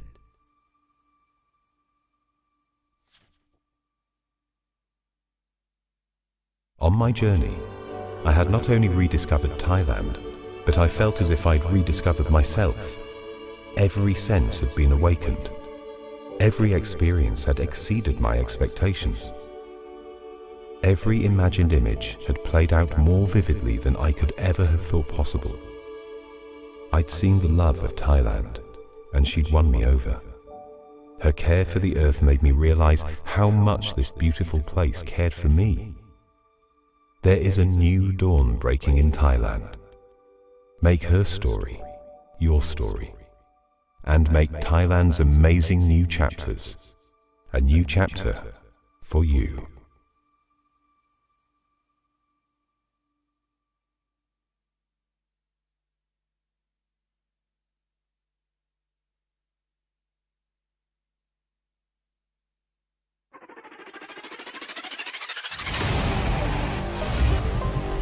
COVID-19 has kept all people around the world apart for more than 3 years. Do you remember the Emerald Sea, the ivory beaches, the mountains, the forests, the streams, the rivers we used to enjoy together? Do you remember the shopping places, the cultural elegance, and the taste of food unanimously accepted to be delicious? Or the smile of Thailand, a country that is known as the land of smiles. Do you still remember it?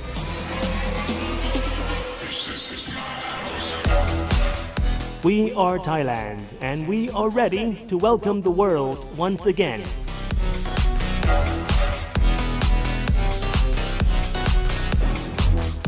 Today, Thailand is ready to access the world in the new era as the host of APEC 2022. This is considered to be the first gathering of the world leaders after lockdown.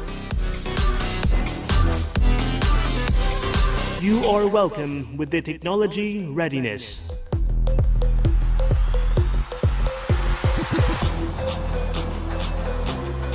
And the globally accepted public health system.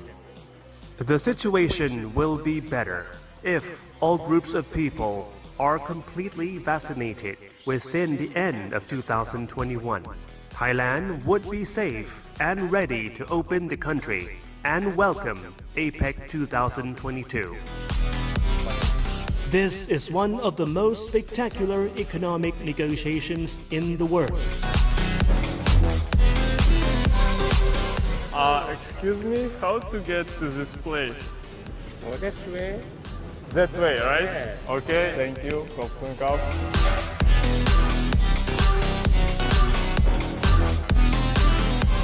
สวัสดีครับ What is this? Is it good? อร่อยไหม อร่อย Okay, give me one this please. Yeah.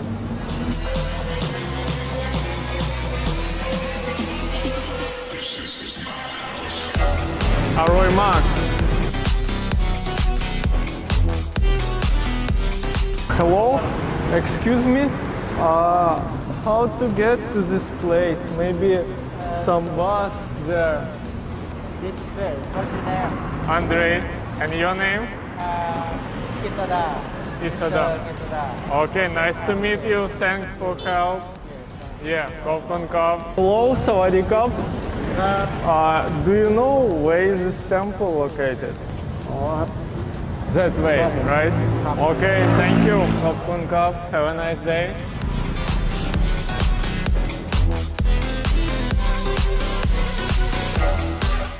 Thailand, the country which everyone misses, warmly welcomes all of you.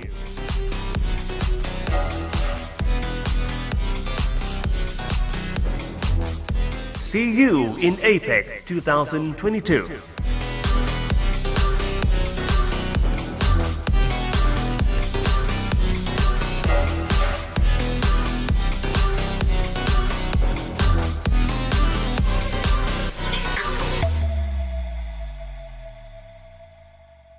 We'd like to request everyone to please join us again in the hall. We'll start shortly.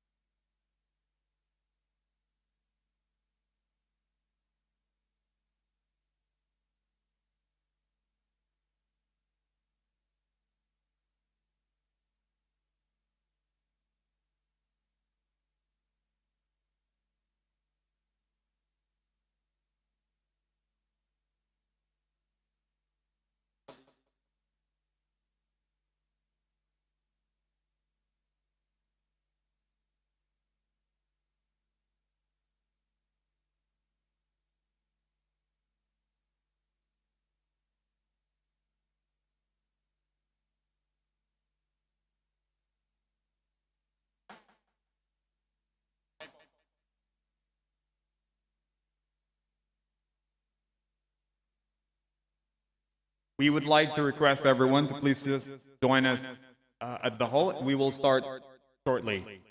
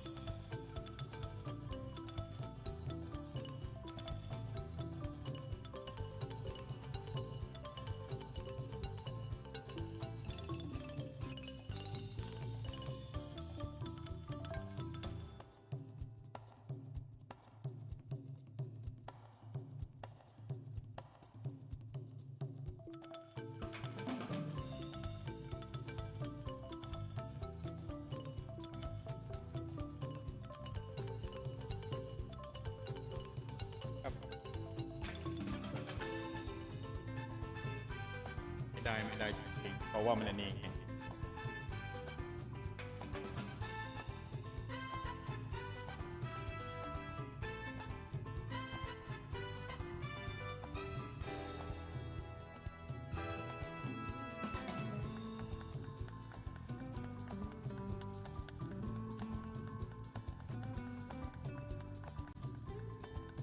ข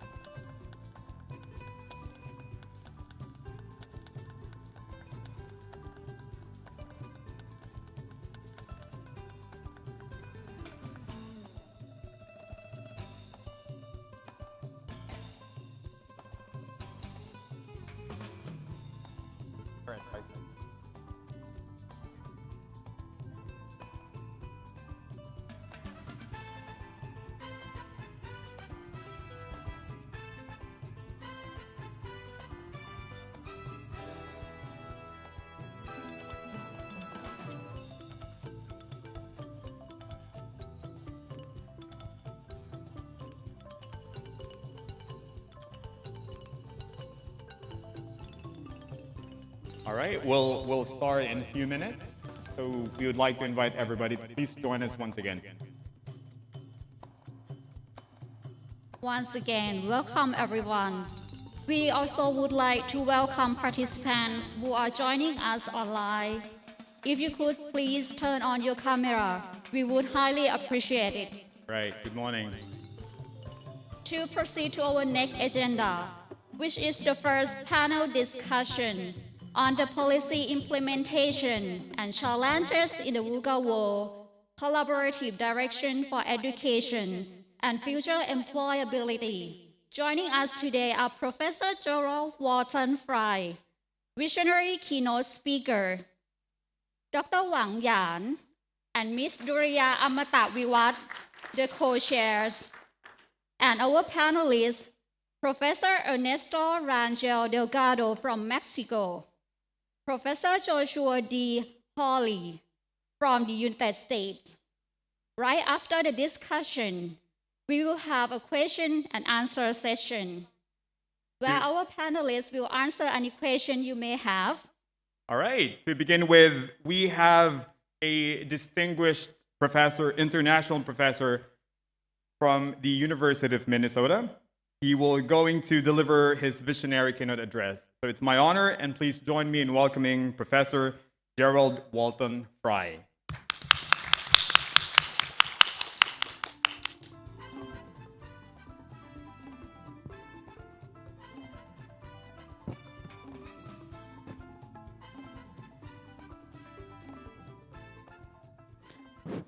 A very good day to all the participants here in the room, in the host meeting room, and virtually who are joining us virtually. And today I'm honored to be the co-chair of this session with Dr. Wang Yan, who is on the screen over there. She could not come physically, but she is happy to join us virtually, and I think that almost the whole morning she will joining us. And thank you very much for joining us, Dr. Wang. And today I would like to, I'm happy to introduce you to our visionary keynote, Professor Gerald Walton Fry, to the panel one, which is entitled Policy Implementation and Challenges in the VUCA World, Collaborative Direction for Education and Future Employability. So may I, before I give the floor to Professor Fry, I would like to briefly introduce you on his background. Professor Fry is a distinguished international professor at the University of Minnesota, as our MC just mentioned. He holds a bachelor's degree in economics from Stanford, an MPA from the Woodrow Wilson School at Princeton, and the PhD in International Development Education from Stanford. And he also a fellow at the Kennedy School at Harvard. And he has a very wide-ranging experiences in this area. So may I now introduce Professor Fry, and after his visionary keynote, I will give the floor to my co-chair, Dr. Wang Yan, for the next session. Thank you very much, and the floor is yours, Professor Fry. Thank you for that very kind introduction. So, ท่านเลขาธิการ Dr. Attapon, Dr. Yan, distinguished members of the panel, and distinguished guests from our 21 APEC nations It's indeed a great honor, pleasure, and privilege to be here this morning. And Dr. Aoyagi set a very beautiful stage for my presentation with his emphasis on both transformation and collective working toward peace and harmony. So I'm now ready to start my presentation. Could we have the slideshow, please?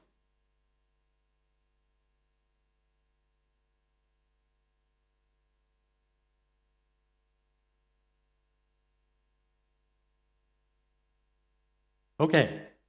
As you can see here, influenced by Dr. Aoyagi in Japan, I'm using a Japanese-style PowerPoint. It's a beautiful form of art, which I like very much.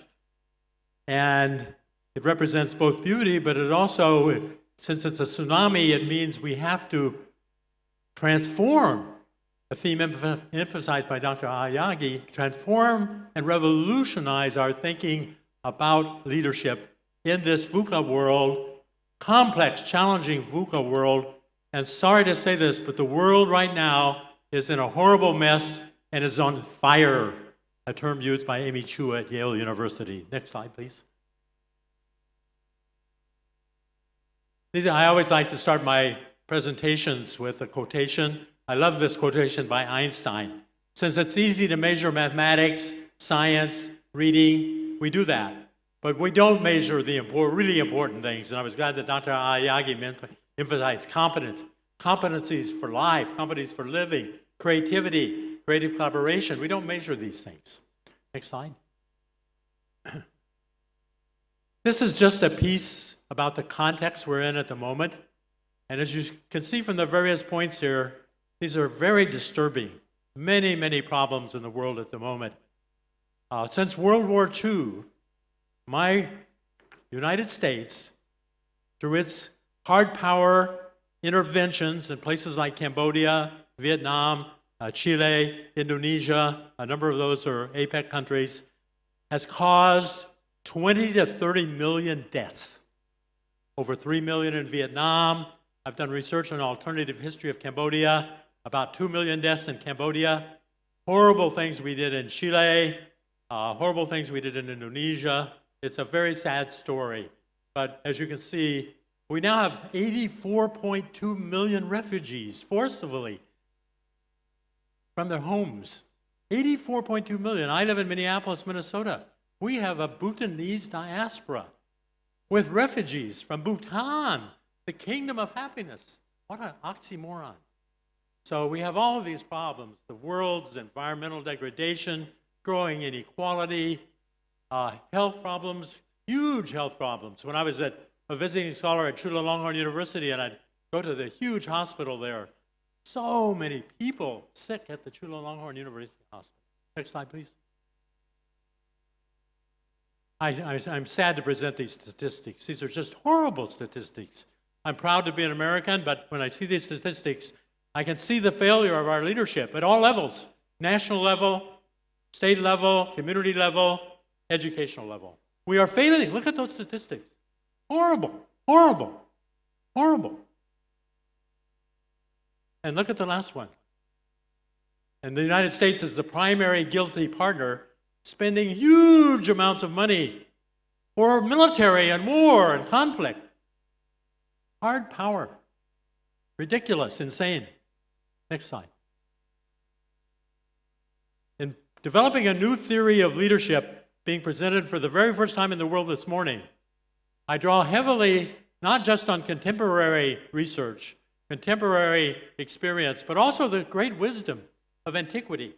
The Lord Buddha, if you look at his Gautama Sutra, it's an extremely insightful, progressive thinking about education to make us critical, to make us learn by experience and by doing.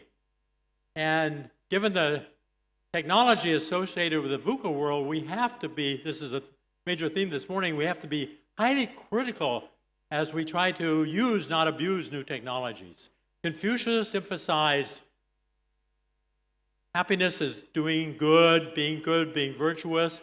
He also was a Renaissance intellectual and anticipated the many values, good values of liberal education. He was a great athlete. He emphasized sports science. He emphasized music education. As we know, many of our Asian families appreciate how important it is to learn the violin, learning to read music. Aristotle emphasized excellence. Plato emphasized being good is the key to happiness. Proteus was a wonderful, I was just in Athens, so I got to visit before COVID, got to visit all these wonderful Greek gods. Proteus was the Greek god of versatility, adaptability, flexibility, so crucial in this world of VUCA. And then the White Tara, the late Machi Sansani, a visionary Thai Buddhist nun here in Siam, she taught me about the White Tara. There are 21 Taras. This is from our APEC partner, China, Tibet, an important region of China, and Tibet has 21 of these deities. The White Tara is the deity responsible for our health, our well-being, our happiness, and our longevity. I need to study much more of the White Tara and her thinking. And then we have Tagore got the Nobel Prize in India, created Visva Bharati School, a very progressive liberal arts school in India that very international, very much in tune with the themes emphasized before my presentation by Dr. Aoyagi. Next slide, he got the Nobel Prize, by the way. Here's a photo of the White Tara. There's also the Green Tara. The Green Tara, I fell in love with her when I stayed at the spiritual hospital in Thailand. Thailand's the only country in the world with a spiritual hospital. And I had a wonderful time at the spiritual hospital and fell in love with the Green Tara. The Green Tara represents ethical leadership and servant leadership. Next. And this is the Greek god Proteus, who could change forms. If he needed to be a turtle, he could be a turtle. If he needed to be a bird and fly around with no passport, he could be a bird. If he needed to be a human, he could be a human. He could change forms. So he's a symbol of this incredible flexibility, adaptability, versatility we need in the VUCA world. Also, we can draw on the wisdom of the countries, the 21 countries of APEC, and I apologize, I should have put on here Papua New Guinea. I'd forgotten that Papua New Guinea was a member of APEC. In Papua New Guinea, they speak 839 different languages. That's a symbol of my theme of the diversity advantages, which is part of my new theory of leadership. But as you can see, we can learn from many of these countries. Here in Thailand, Thailand's Gift to the World, there's a wonderful book by Avery and Baumgaster about how King Bhumibol the Great gave the world this sufficiency economy thinking, about how we need to live more simply and get away from this grow, baby, grow, massive consumption, lead a life more sustainable development, the theme emphasized in our previous presentation. Japan is very strong. In moral education, Japan is off the charts. There's no country that compared to Japan in moral education. I don't know for sure how they do it, but they do it, and they do it well. And they also, Dr. Ogara from Japan has developed the idea of holistic education, which is extremely valuable and needed. And at the National University of Singapore, another important APEC country, they developed, working with Yale University, a really, truly outstanding liberal education program. It's harder to get accepted for that program than Yale University in the Ivy League in the United States. And we have much to learn from indigenous people in places like Mesoamerica and Peru.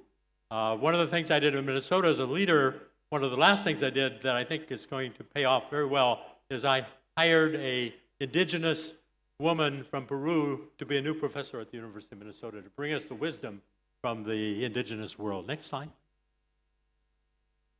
Next slide, please. I love books. Books are a source of great happiness. I'm seeing there, the Office of the Education Council is displaying a lot of wonderful books.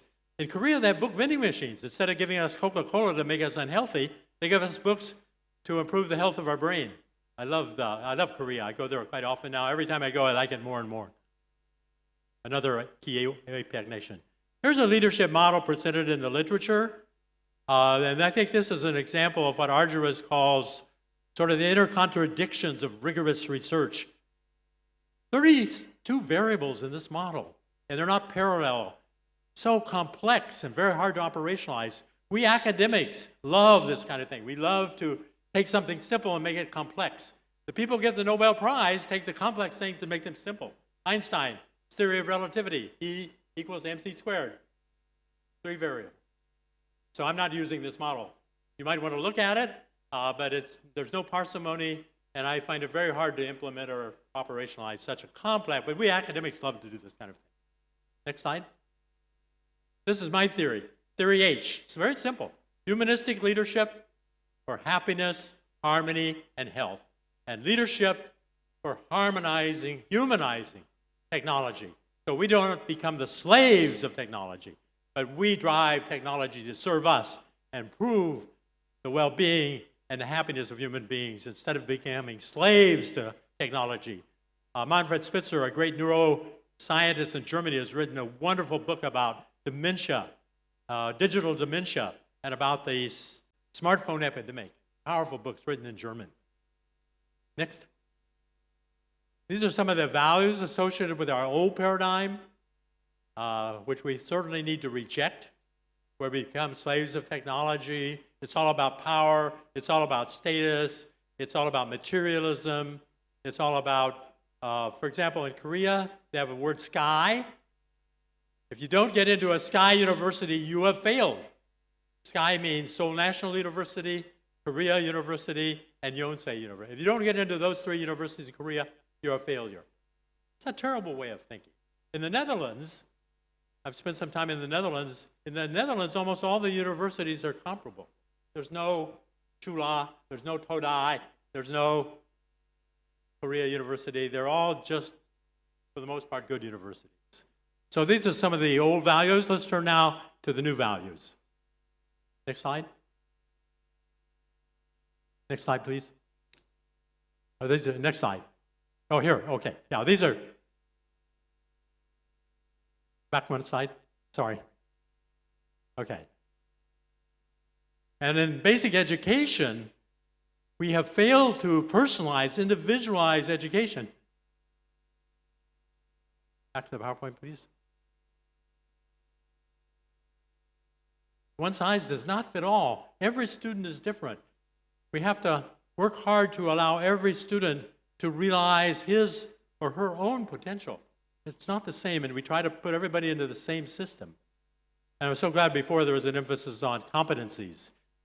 Knowledge becomes out of date so quickly. We need to emphasize competencies for living, competencies for this very complex, challenging, changing VUCA world. Okay, the next slide, please. Next slide. And now these are the values associated with the new paradigm. And actually, there's a wonderful book by Ivan Illich, from Mexico, one of our OPEC partners. In Cuernavaca, Mexico, he led a center called CEDAC, where I met many students to study with Illich. He wrote a wonderful book in 1973, a very important book, but neglected book called Tools for Conviviality. And he envisioned, it was so prescient, it was so amazingly insightful. He anticipated, was looking forward to a society where we have benevolent, skillful communities helping each other, where we're optimizing liberty, where we're maximizing balance, where people are working together in creative harmony. And these are the values of this new society, the convivial society, people working together for harmony. And Costa Rica, I hope APEC will invite Costa Rica to join. I had the privilege of living in Costa Rica, doing research there. They're one of only 2 countries in the world with no military. They honor their poets, they honor their musicians, they honor their novelists, they honor their artists. It's a wonderful place, and they just got recognized as the #1 country in the world for working toward halting global warming, working to be in harmony with the environment. Also in the Netherlands, I mentioned the Netherlands having a balanced educational system in terms of quality of higher education. In the Netherlands, all their electric trains, can you believe this? Every single electric train in the Netherlands is run by wind energy, soft energy path, all by not polluting, zero pollution. And Netherlands has far more people than any country in the world riding their bicycles to school, to work. Even the king and queen ride a bicycle. It's the most efficient tool. Illich loved the bicycle. Illich, he hated the car. And he actually, in that book, he anticipated Bangkok as an automobile city back in 1973. He mentions specifically that Bangkok used to be the Venice of the East with all the canals with water that are all now roads filled with cars. Next. Some of the key values associated with the new paradigm. I have a book on happiness forthcoming, and one of the key findings is that kindness, compassion, giving is a key source of happiness. Diversity is so important and so valuable. And I call this the diversity advantage. And we lack cultural democracy. Singapore, APEC member, is a good example of cultural democracy where they have 4 languages, 4 different ethnic groups and more working together in harmony. And I had the privilege of once teaching at Raffles College in Singapore. And they have smart schools. Their system of education is really contributing to excellence. It's a wonderful example of high quality education in this region. And the last point, we can see how beautiful the Office of the Education Council arranged this room for our setting. We need this appreciation of art, beauty, and also connections to nature. It's very important as part of this new happiness philosophy and this new leadership for happiness. Connections to nature. Japan is very strong in this arena of connection to nature. And think about islands. In the APEC region, we have so many countries with so many, Canada. Number 2 in the world for number of islands, beautiful islands. Indonesia, about 17,500 beautiful islands. Philippines, over 7,000. Japan, 6,000. Thailand has 1,434 beautiful islands. It's going to take me about 5 lifetimes to visit all the Thai islands. Next slide. This is a Buddhist concept of work developed by Thanajan Puttatat Bhikkhu, who was recognized by UNESCO as one of the great Buddhist thinkers of the last century. And I love his concept of work. And as you could see from that slide, in the United States, 80% of our people are not happy in their work. When you're happy in your work, there is no work. Work and life have been completely integrated. I'm glad this conference is emphasizing work and how we need to transform so the work becomes this high ideal. We're not working for the money. We're not working for the fame. We're not working just sometimes in Japan or Korea. You work until 10 o'clock because your boss hasn't left and you have nothing to do. There is no work, and this has been called flow also, and the Japanese call this ikigai, a passion. No matter what your job in Japan, the Japanese have this wonderful idea of ikigai, enjoy your work. Whatever it is, and they do it. I was very impressed with that. I used to teach and live in Japan. Next. So Theory H is relevant to all levels of leadership. National leaders, like the President of the United States or the Prime Minister of England, local community leaders, governors, district officers, leaders in education from preschool to universities. We have a number of university presidents here today. Thank you for coming to listen. This Theory H is relevant to all these levels of leadership. Next slide. These are the key elements.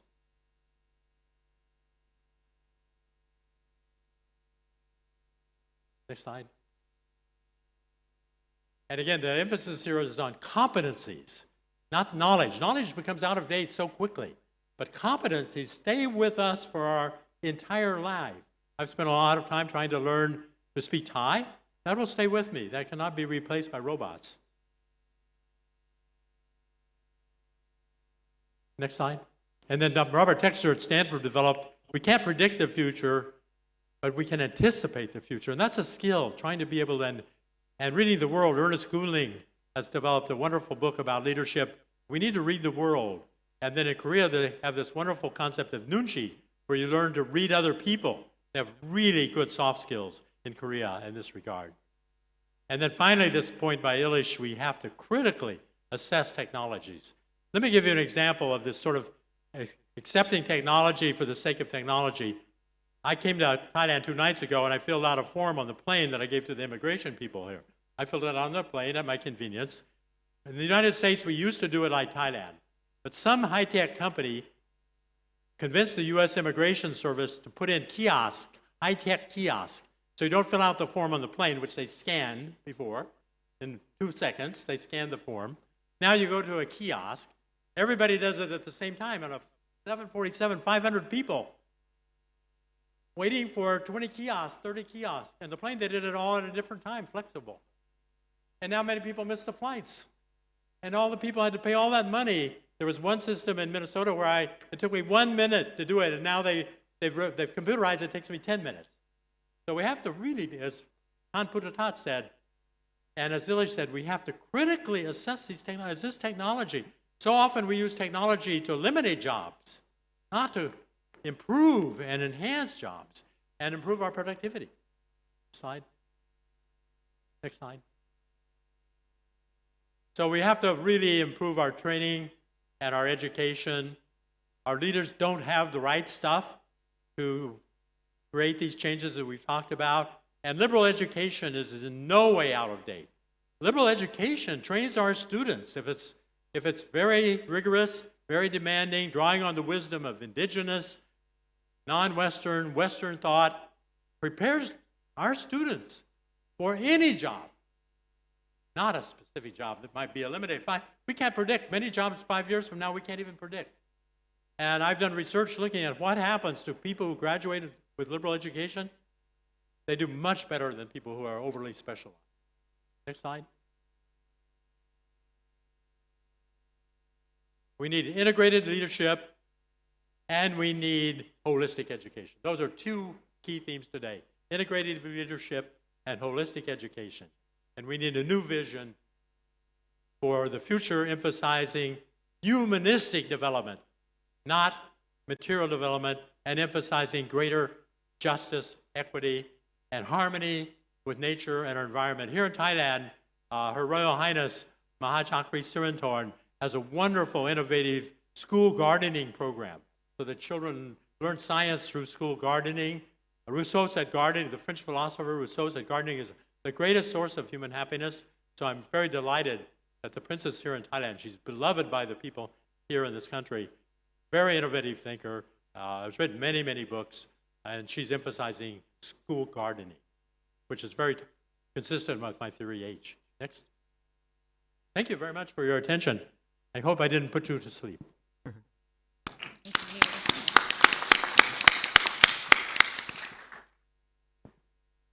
Thank you very much, Professor Fry. I think that he has shared with us on the development of the old paradigm until the new paradigm and until the present world. And even he also just point out how we should visualize the future. So we should learn how to read the future. And if we can do that, I think that the focus of education would be on the integrated education, integrated leadership education and holistic approach to use in education. So from here, I think that he could link us with the education and the world of work, which is the key of the key message of this conference today. So we still have the another two speakers. I would like to give the floor to co-chair of this session, Dr. Wang Yan, who is on the screen with us today. So she will moderate the next session. So I give the floor to you, Dr. Wang. Thank you, Condoria. It's my great pleasure to co-chair this session. The next speaker is Professor. Please excuse me if I cannot pronounce your name properly. Professor Ernesto Rango Delgado. He holds a Russian from Mexico.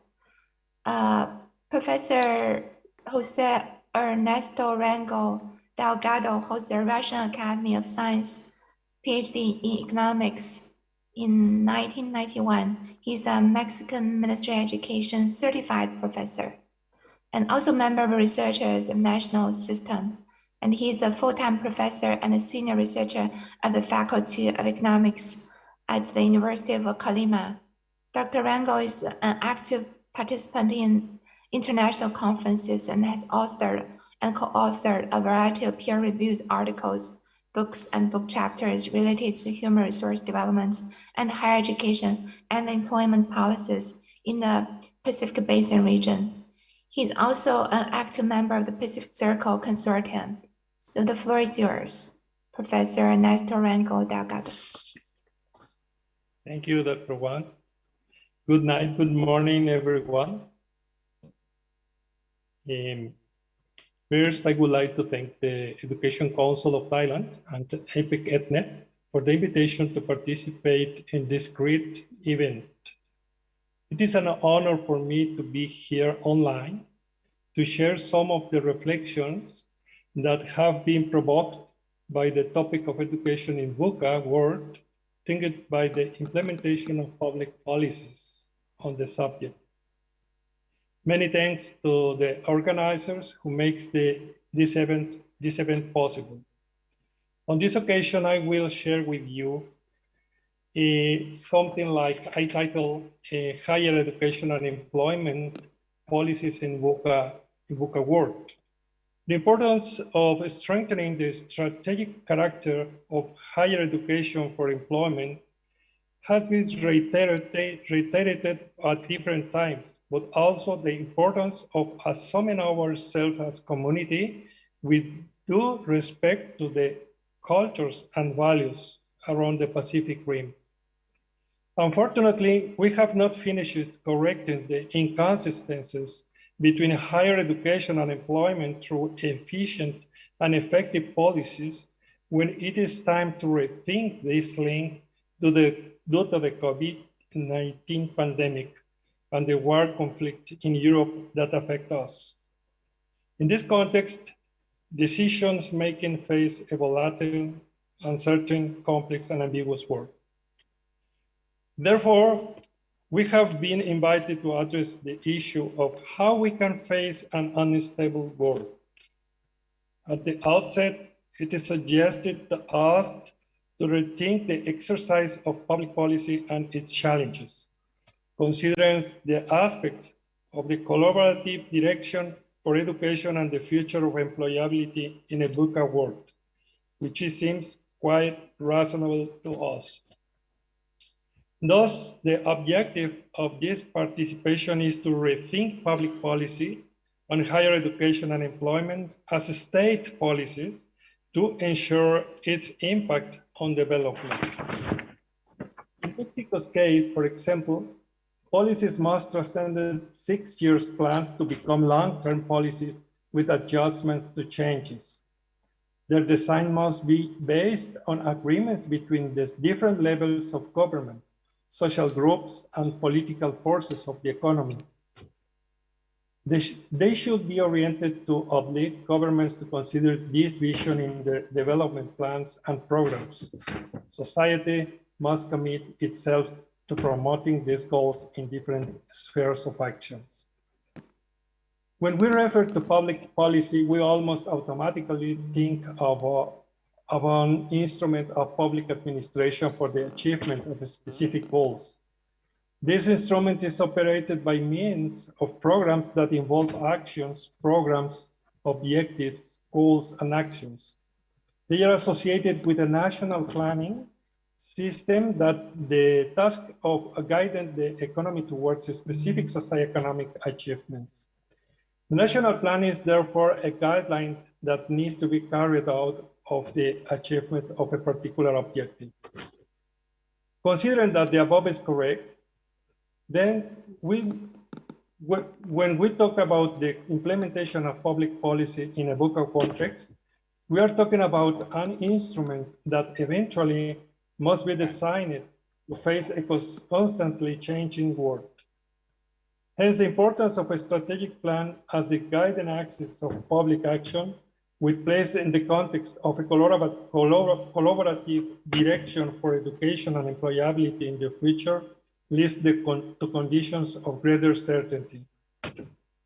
In the same sense, collaborative leadership in general and in the areas of education and employment implies the timely association of the different APEC economies to face conditions of volatility, uncertainty, complexity, and ambiguity, which is encouraging in the face of the stress caused by accelerated change. It is important to consider that the speed of the process depends on the conditions of each economy and that intercommunication is crucial to move forward.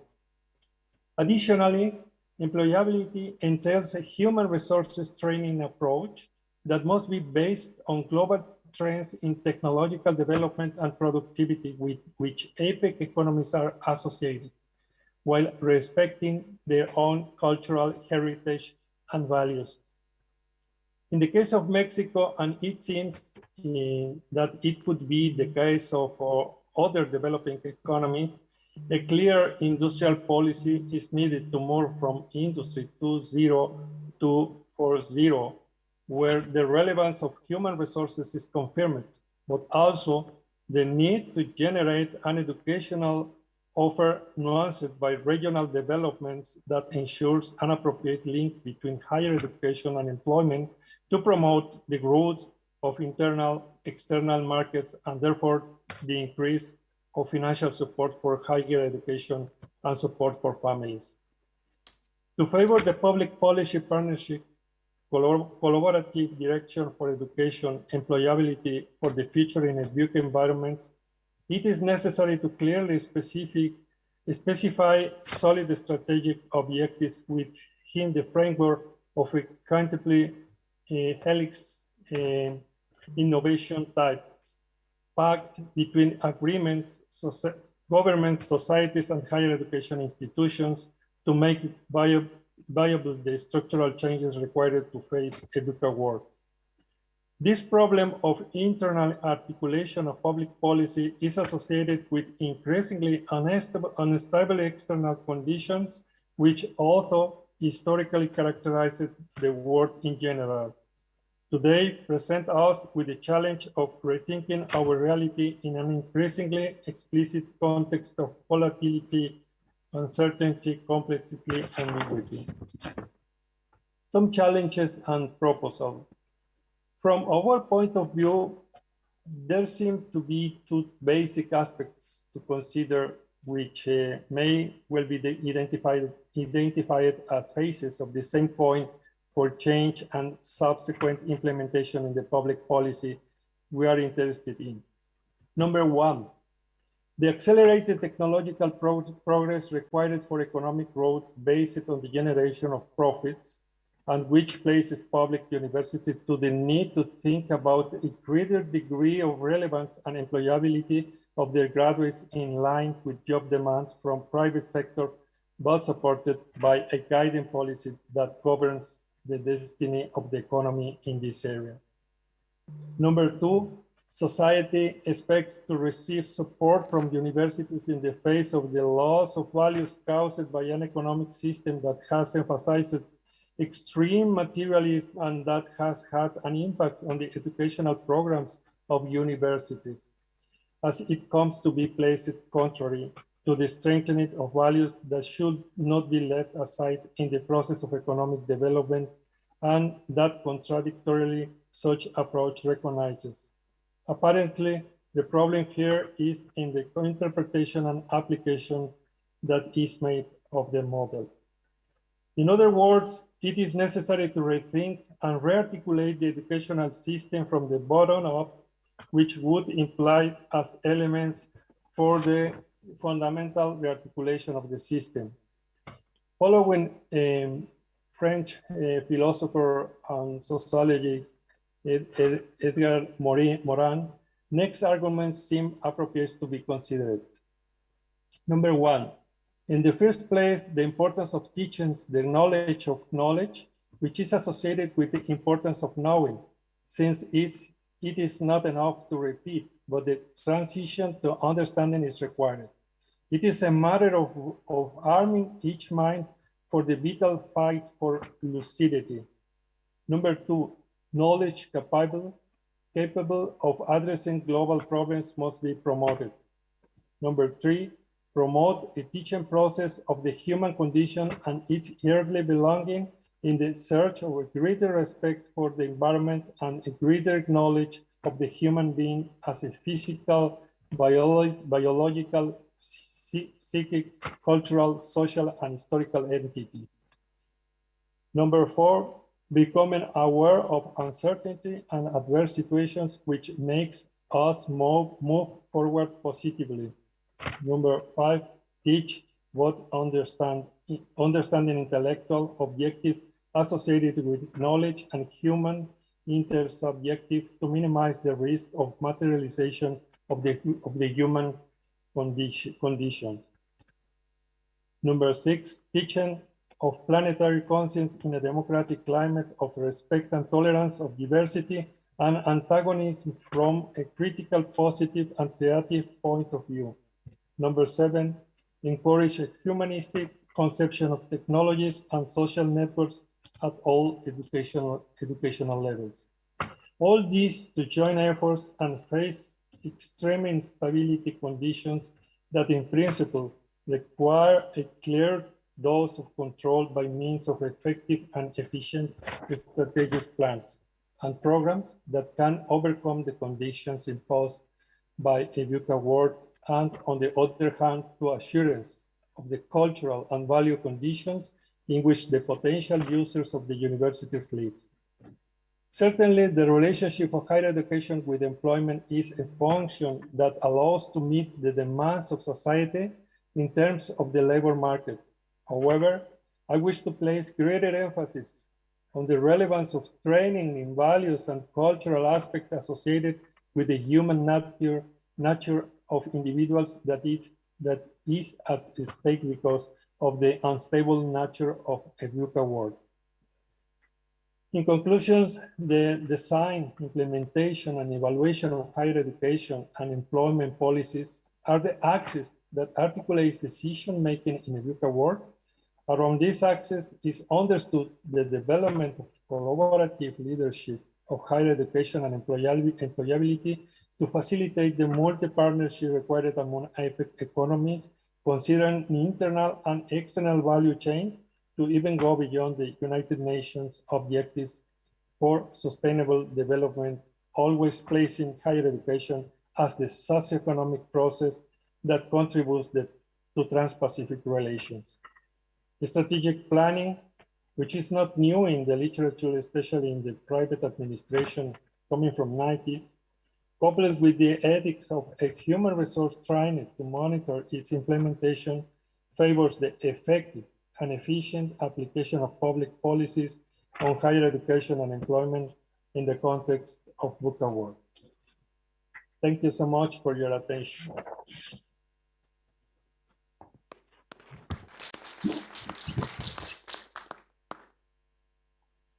Thank you for the informative presentation. I believe that the participants might have some questions to you. You can leave your questions in the chat box, and the staff will collect the question and will ask Professor Ernesto Rangel to answer after the next presentation. And next, please allow me to introduce the next presenter, Professor Joshua Hawley. He is the professor from the United States. He's a professor in the Glenn College at Ohio State University. He's also director of the Ohio Education Research Center.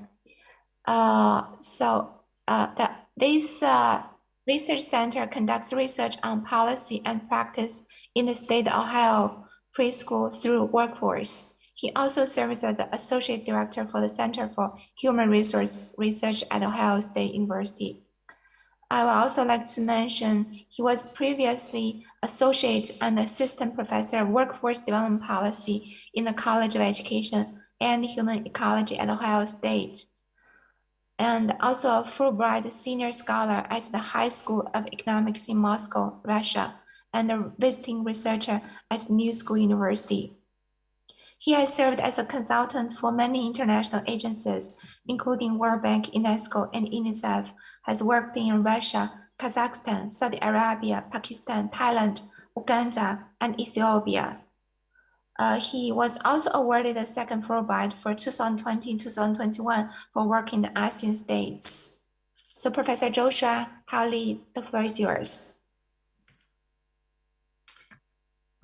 Thank you very much for the kind introduction and the offer to help address the community you've got gathered in Bangkok and around the world. My kind of remarks are going to be a little different maybe than Dr. Fry's and Dr. Rangel's, where I will be talking specifically about how I believe prosperity can be increased through better planning across the APEC states. And furthermore, what I mean by that is that I believe individual states have to rethink the investments they're making in data collection through national statistics to provide teachers, administrators, businesses, and government with adequate information with which to plan. In other words, the reason I argue this is that without refocusing of national statistics, we're really just flying educational policy without real direction. And we like to use the word evidence-based policy, but I really think what we're talking about here is the fact that policy information is just failing our decision makers at the local level. And I'm not as, so I'm going to be talking very specifically about that. I just have a couple of initial comments on the notion of VUCA. The economy, to me, is very volatile, and it's getting more so. And I think the issue of growth is really important, but it's very uneven. And this is a point that Jerry talked quite eloquently about. The unevenness of growth is creating huge increases in poverty. And I think from an economics perspective, given how important consumer spending is for GDP, we all need to make sure that equity is at the heart of any economic change, because otherwise we will never be able to grow our way out of the problems we face. The second one here is demographics, to me, are very uncertain. The world is aging quite rapidly in many places that are APEC states. And it increases a lot of pressure on government to extend the working age and also increase access to VET and other training options after graduates and indeed after retirement. There's some wonderful work I'm doing with one of my postdoctoral scholars on Korean retirees going to farming after they retire. And I think it's just a wonderful example of the realities of demographics and dealing with it. Another thing I think is really important is that education and training are way too complex still. We have too many institutions and companies in particular. I work with quite a bit of human resource professionals. They don't know how to differentiate which programs or schools or institutions are high quality. They shouldn't have to hunt around. And so a lot of it is incumbent upon us as education professionals to create data systems that can help them. Finally, in a VUCA sense, economic payoff to degrees and credentials are very ambiguous. Not all education is productive. And in fact, much of the low quality schooling beyond compulsory schooling is very harmful to individuals if it comes with exorbitant loans or other opportunity costs. And we don't pay attention enough to this. In my own country, we're facing a real student loan crisis, but we're not the only one. The next issue I want to talk about is equity. I think there's a lot of reasons to me equity is at the heart of how VUCA response should be arranged across APEC states. The first issue is around poverty incidence. And just to recognize that, there's still 10% of people in the world live on $1.90 a day, which is the measure of extreme poverty. And we project, we read from reports that some 500 million people are projected to live in poverty in 2030. It's gone up under COVID and it will get worse, but it is a really important refocusing for us. I would say refugee flows, looking at Ukraine, looking at your neighbor Myanmar, and looking at other states refugees actually have quite a lot of skills and skills that economies that are aging need. And we probably should be making more of an effort to ensure that people who are training or people who are available for work have an easier time getting work permits or getting a license to practice. Thirdly, on an equity sense, young people face significant barriers moving into employment, and it's become a lot harder during COVID. And on one ILO study I remember reading during COVID, 30% of youth under 30 lost work during COVID.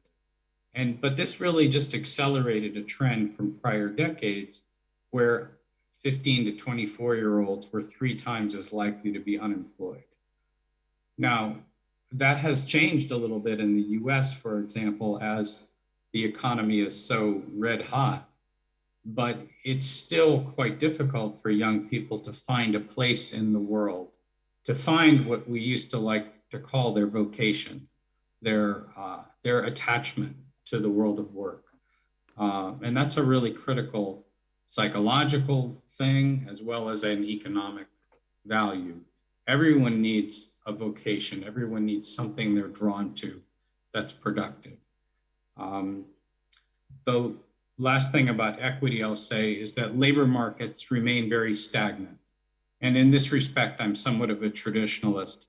I think that efforts to protect permanent jobs, to enforce mandatory retirement are counterproductive to creativity and overcoming a lot of the challenges.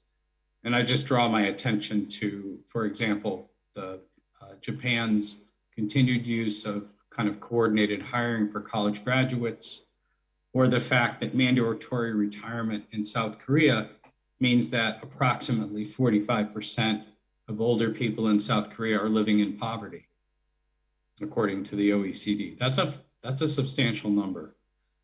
The last thing I'll turn to before I turn it back to the chair is supply and demand side issues that create kind of pressure in how we respond with data to the VUCA world. One is APEC has a lot of people over 65, about 12% of all population in APEC. There's a significant variation, however, that's important. The Philippines has very low percentages. Japan has very high percentages of older people.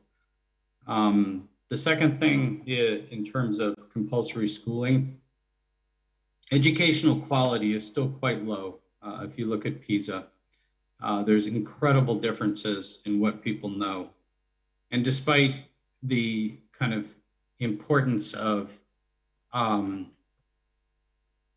of attachment to jobs, a lot of the problems that companies complain about are just basic skills. So we're clearly not doing enough in many countries, in many localities, my own included, to respond to gaps in skills. There's a particular weakness in TVET, which is one of the areas I've spent a lot of time working with national governments on. Percentages of young people who are enrolled in TVET are too low. We all know this. The problems of getting young people to enroll in TVET are not simple. And actually the institutions are not particularly good in many cases. So it's not a mistake by families or young people to not enroll in TVET. It's an obligation that the host country governments face in responding to economic change. They need to figure out how to make technical vocational education better and more attractive. And there's ways to do this. The last thing I'll note about supply side issues is there's a lot of weakness with this notion of mass higher education, especially with the demographic world that's aging. And it's worth rethinking what's the purpose of mass higher education when our working lives are extended, when a lot of young people are very uncertain about enrolling in college, what can we do to maybe rethink the capacity of the buildings, the campuses, the faculty for adult education, for retraining, human resources, for technical vocational ed. The last piece is demand side issue. Labor markets have transformed, but labor market participation rates are highly variable, for example, between women and men. There are very few countries in APEC where the percentage of women working is roughly equivalent to the percentage of men. I will single out Vietnam in a good way in that respect. And then I think on a demand side, we've got widely varying kind of issues in terms of industrial composition across countries. The work in that agriculture, for example, is still quite important across a lot of economies, but it's declining in several in the VUCA context. But we still have to feed everyone, and the case of Ukraine and Russian aggression means that there's a lot of need to look carefully at how we're going to feed the communities. The last thing I'll say is the moral of my story here is that I believe we need to rethink how we're collecting data on all this to feed it to principals and teachers and administrators in education. This is a lot of information. We all probably could never agree on what data is important. And I've built my career the last 15 years working with my own particular government in Ohio on a data system that we use that's designed to inform educators about questions like what jobs are available, what skills do you need to get those jobs, what kind of curriculum should the schools have to create those jobs.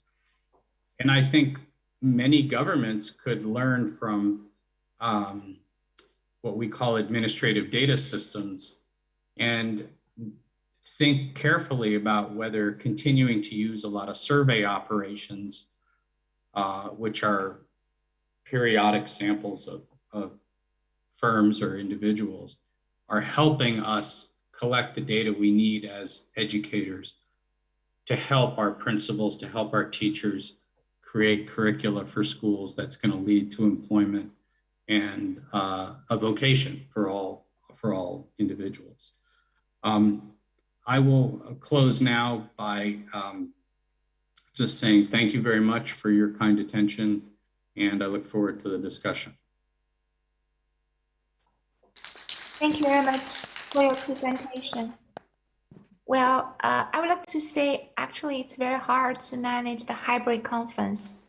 But the good thing is, well, on one hand, we can enjoy the wonderful physical gathering, and on the other hand, we could still get connected with people around the world, not only Asia-Pacific region, through the Zoom platform and also the internet. That's well, and that's good thing with co-chairs, one at the venue and one online like me. So I and Conduria, we can take care of the questions from the floor in the meeting room and also in the chat box. Conduria, well, I noticed there is a question already in the chat box. Could I read it first while waiting for the question from the floor? Well, thank you, Dr. Wang. I think that I would like to open the floor from the meeting room first. Is there any participants would like to ask from our speakers? I know that it's quite late in Mexico and Ohio, but we please spare another 30 minutes with us for the question and answer. Yes, I saw some hands over there. So there is a question here from the meeting room, please. First, I would like you to introduce yourself first, and so that we know who is who. Okay, my name is Tada Sowesila. Is acting member of the board of the Education Council. I think the big challenge of the VUCA world is that the parent, they're close to the children. In terms of leadership, Dr. Fry and who else in this, the challenge is that there's a lot of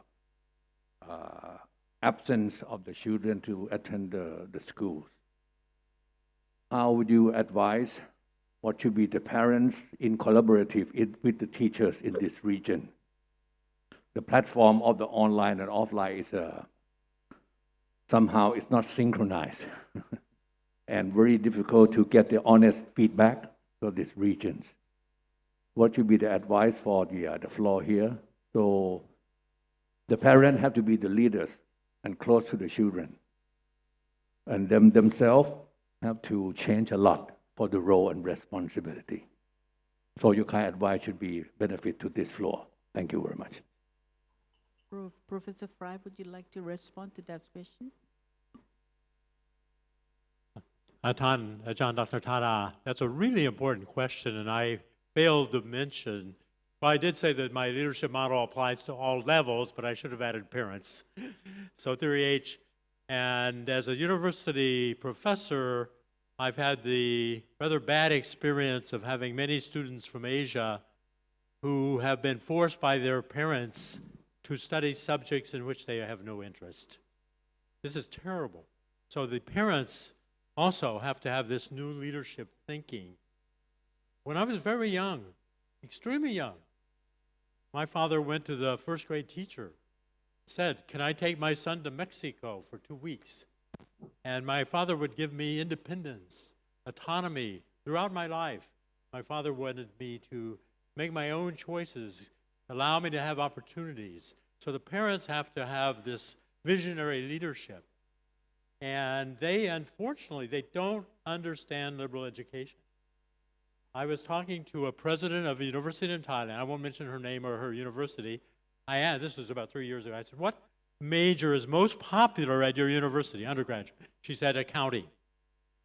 I said, "Oh, very, very interesting." If I were a parent, and my wife graduated from accounting at Chulalongkorn University, had a very successful career in accounting, but if I were a parent, I would absolutely not advise my young person to do accounting. Accounting cannot be done by AI very easily. Accounting can be outsourced to India very easily. So liberal education, as you find at the Liberal Education College at the National University of Singapore, or at very good liberal arts colleges like Carleton in my own state of Minnesota, you develop competencies, life skills that are good forever. Dr. Saisari here in Thailand, wonderful liberal arts education, beautiful at playing the piano. She's a Renaissance woman. As I said, these people do so well. So the parents have to be open-minded to realize what their children need are competencies. My father forced me to play piano. I hated it, but it still was good for me to learn to read music. So parents, Ajahn Dr. Tada, thank you so much, because that's probably one of the most important leadership roles is the leadership of parents to provide. And there's a wonderful book about the Netherlands and how the Netherlands has the happiest kids on the planet and how the parents in the Netherlands are so good. So look at this book about parenting in the Netherlands. I love it. It's one of my favorite books. I got it when I was at the University of Leiden recently. Sorry for that long-winded answer. Thank you very much. I saw a hand from this side, yes. 2 hands, yes. My name is Dilek Pathamasiliwat, retired professor from NIDA. As a student of economics, I have read some of the books and articles of Gerald Fry. I understand that in mid-1990s, you have led the team commissioned by the ABDB to study the education of reform in Thailand. And you wrote about inequalities of education in Thailand. after a decade that passes, do you see any improvement in the inequality in Thailand or the progress in the education reform in Thailand? I would like to learn from your opinion. That's a very good point. You're from NIDA, right? NIDA? Yeah. My very first academic teaching in college was a professor teaching the first cohorts at NIDA, but it was still at Thammasat. That's another good question because the vision is easy. We can articulate ideals. The 1999 National Education Act in Thailand, which the Office of the Education Council, then was ONEC, played a major role. Dr. Pantep and others, Dr. Rung Geldang, Dr. Waraiporn, Dr. Jojan. If you look at that document, people from all over the world, they look at the National Education Act of 1999, which was rooted actually in the thinking of the Tan Rattamundri Sukhowit earlier, 4 or 5 years earlier, when he was Minister of Education. Very progressive. But Dr. Hallinger has done great research on the implementation, as has Dr. Waraiporn, and it contributed chapters to my book on Thai education. The problem is implementation. It's like the parents. They have to do it. I used to work for Nike. Just do it. It's easy to have the vision. I loved Obama as a person. But I think as a president, he failed to implement so many things. I really like him, but he just didn't implement. So leaders have to find a way to implement the vision. So all those progressive ideas in 1999, if you look at the current research on Thai education, Thai economy, the problems that we identified then are persisting now. There's still regional inequalities. There are problems of uneven quality in education, still problems of misallocation of monies, not yet any real decentralization. So it's a very sad story that we failed to implement those visionary ideas. Thank you very much. There's a question over there.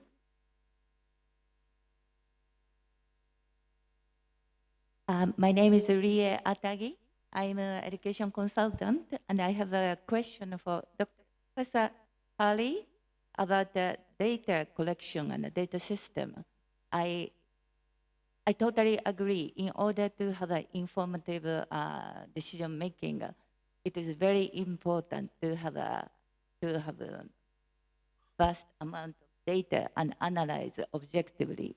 But then at the same time, in order to collect the data, analyze data, how can you assure objectivity?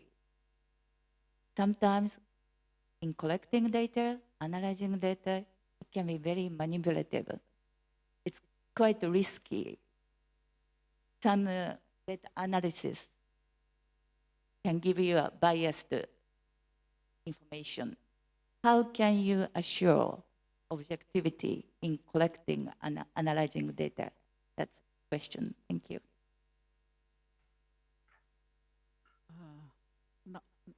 So, yeah, I can start. Yeah, I can start if you'd like. Yes, it's a good question. I think I would answer it with an American idiom: don't let the perfect be the enemy of the good. Don't let the perfect be the enemy of the good. So, in other words, educational measurement is really important. And there are certainly cases where we've gotten it absurdly wrong. There's this concept of value-added measurement. And if you've studied educational measurement in the last 20 or 30 years, you've been exposed to this notion that we can measure teacher performance by student growth and learning. It's a horribly fraught concept in many ways.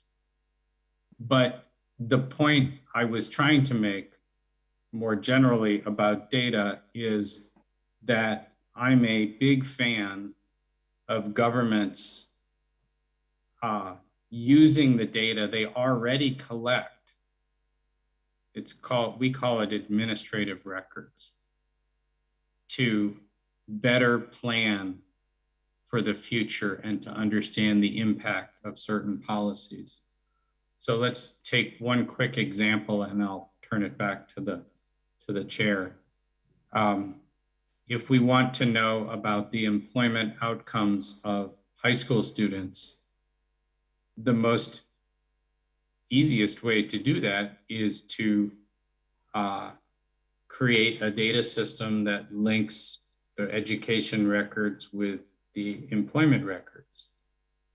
And so in a country where a lot of employment is informal or in non-registered occupations, that's harder, but it's still important to do. And it has the important virtue of being universal in concept. So you can collect data on everybody for all schools, as opposed to a survey, which is just a sample of schools or kids within schools. So I am a big proponent of don't let the perfect be the enemy of the good on the measurement side, and using administrative data as opposed to limiting use of surveys. Thank you very much. Yes, please. Professor Fry would like to add something. That was a very good question. You're with Simeo, right? Simeo? Yes. A very good question. Because this is an APEC meeting, then we should think about Dr. Pang-Ing Fong. He's a brilliant economist of education from Singapore, APEC, key APEC country. He's the father, the pioneer of what is called tracer studies. So following up on that wonderful question and wonderful response, what we as educators to exercise educational accountability, we need to systematically have tracer studies to see what happens to our graduates after being trained with us, whatever level, whatever kind of education, to see what they learned and how valuable it was, get feedback to improve education. This should be routine. And when I've been trying to do this, I've frankly, in the bureaucratic systems we have, I've often failed. People aren't into, privacy. We're going to violate the privacy of these graduates. They're so worried about legal, bureaucratic pathology. It gets very frustrating, but I totally agree with you, we need this evidence-based leadership. And tracer study data are so valuable. It's developed in Singapore, of course, because Singapore is so easy. You find everybody in Singapore. Much harder to do tracer studies in the Kingdom of Thailand. Thank you very much. Is there any more comments over there? Yes, I'm Kanit Piunim. I'm from Kamnut with Science Academy, or we call Rongri Kamnut with in Thai. Professor Fry, I really like your lecture, and I think that's excellent. Many points. I don't have really questions, but rather I agree with you on many topics that you mentioned. For example, you mentioned about one size does not fit all, and that's really the idea that we are working at our school at Kamnut Science Academy. We try to look at the student as individual, and we have customized curriculum or tailor-made. That's one thing we try to correct the problem of one size does not fit all. And the second thing, I enjoy your lecture about Khan Puttatat Piku. You really know Thailand very well. I enjoy his teaching too. And the last one, you mentioned about the needs for leadership of parents. You mentioned you have met students in Minnesota, I think, and parents force the student to study in the subject area that doesn't fit her interest. And we have that problem here too at Kamnut Science Academy, because we selected students according to their interest in science and technology. And we want to promote STEM education for Thailand. And we found out that several students really like to do research and enter into science technology like artificial intelligence or biotechnology or chemistry and physics. And then parents force them, lots of them, to do medicine because it's still the society belief that is the top type of profession that parents actually want to be. Thank you. I really enjoy your presentation. Thank you very much. Thank you. I think that there's no more comments from the, over there. One more question. One more comment. Good morning. My name is Sukesh. I'm the OEC Council member, also the semi-OSEP director. After I listened to your presentation, I just realized that the VUCA world is in the 21st century, and the learners, majority of the learner is 21st century citizen, and most of the education provider is 20th century people. Actually, education system, our education system all over the world is good, but maybe it's good for 20th century. Now it is 21st century. How can we do a big change, engage more younger generation to do the, setup and also the system of learning system in 21st century? Because today, the alien provide the education for the real citizen. What is your opinion? So I think that goes to Dr. Professor. That's an excellent question about the learning system for this future compared, we're teaching for the past. And many professors in School of Education, I myself, have had very little experience teaching in the classroom. But what we have to do is to transform the learning system so that these students can have this adaptability, have this flexibility, the versatility, the competency to learn how to live well in this complex, challenging VUCA world, and to have those competencies that are universal and relevant to this future world. I proposed a course at my university for freshmen, all freshmen. Take a freshman seminar about use and abuse of technology. I published articles about the use and abuse of Facebook, so that they begin their college career with a very critical view about Wikipedia, about Facebook, about all these different software to prepare them to use technology to enhance their well-being, to enhance their academic studies. We have many students wasting way too much time on these new technologies. So we really need to transform the curriculum, and the leader of the school at any level needs to be an instructional leader, guiding the students what to learn and how to learn. That's the role, but they don't do that. They're chasing administrative butterflies instead of figuring out what the students need to learn to prepare them for the jobs that we don't know about 5 years from now. That's why I'm so advocating liberal education. Not for everybody, but for those who want that kind of capability and again, to be able to anticipate the future. That's another key competency. And in terms of lifestyle and living, in my last class, I showed my students of a lady in China, one of the key APEC members, and I asked my students, how old is this lady? She looked very good. She was playing a musical instrument. And I asked my student, how old is this lady? And they said, maybe 90, 91. She's 127. She's a Uyghur living in Western China. She looks really good, playing music. Confucius, music education. My father loved playing the violin until I almost made it to 100. Liberal education, and then every year she's a Muslim, Ramadan, fasting for 1 year, which is so healthy.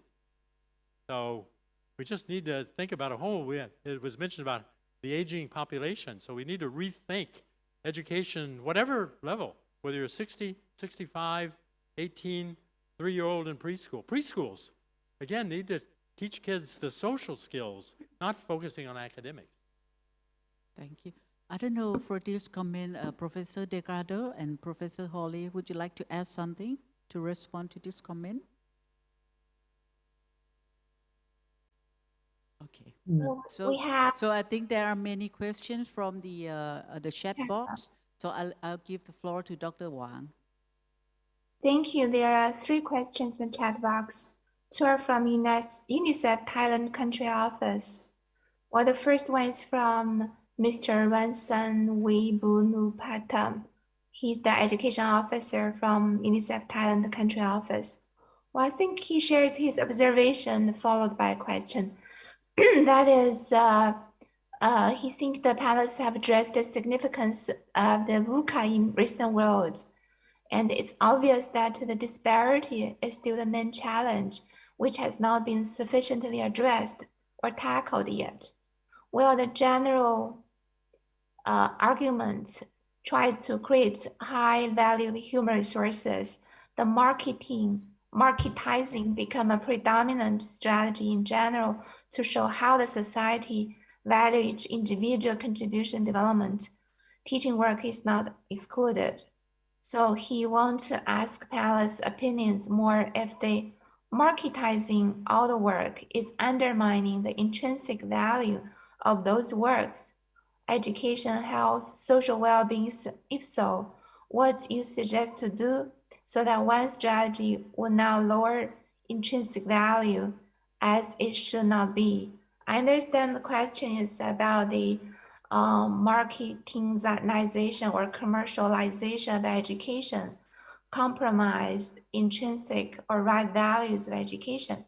So any panelist would like to answer this question. While you're thinking about it, please allow me to share the second question that is about people with disabilities and implications of this issue in the VUCA world. And then the next question is also from UNICEF,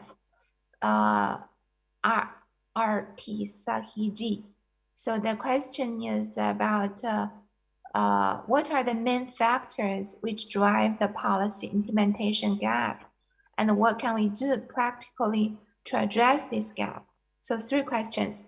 First is when commercialization of education or marketization compromise the intrinsic value of education, what can we do?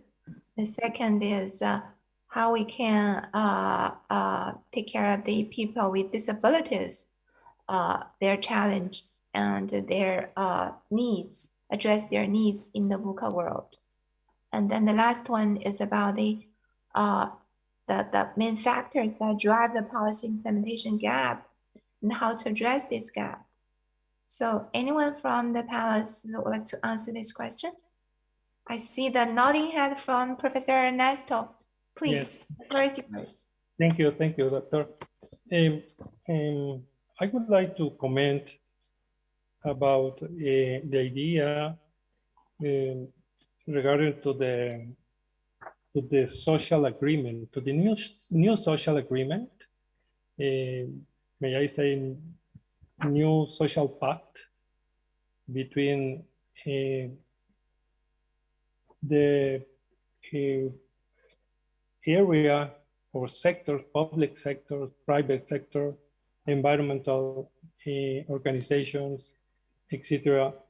It is necessary right now, especially after the COVID pandemic.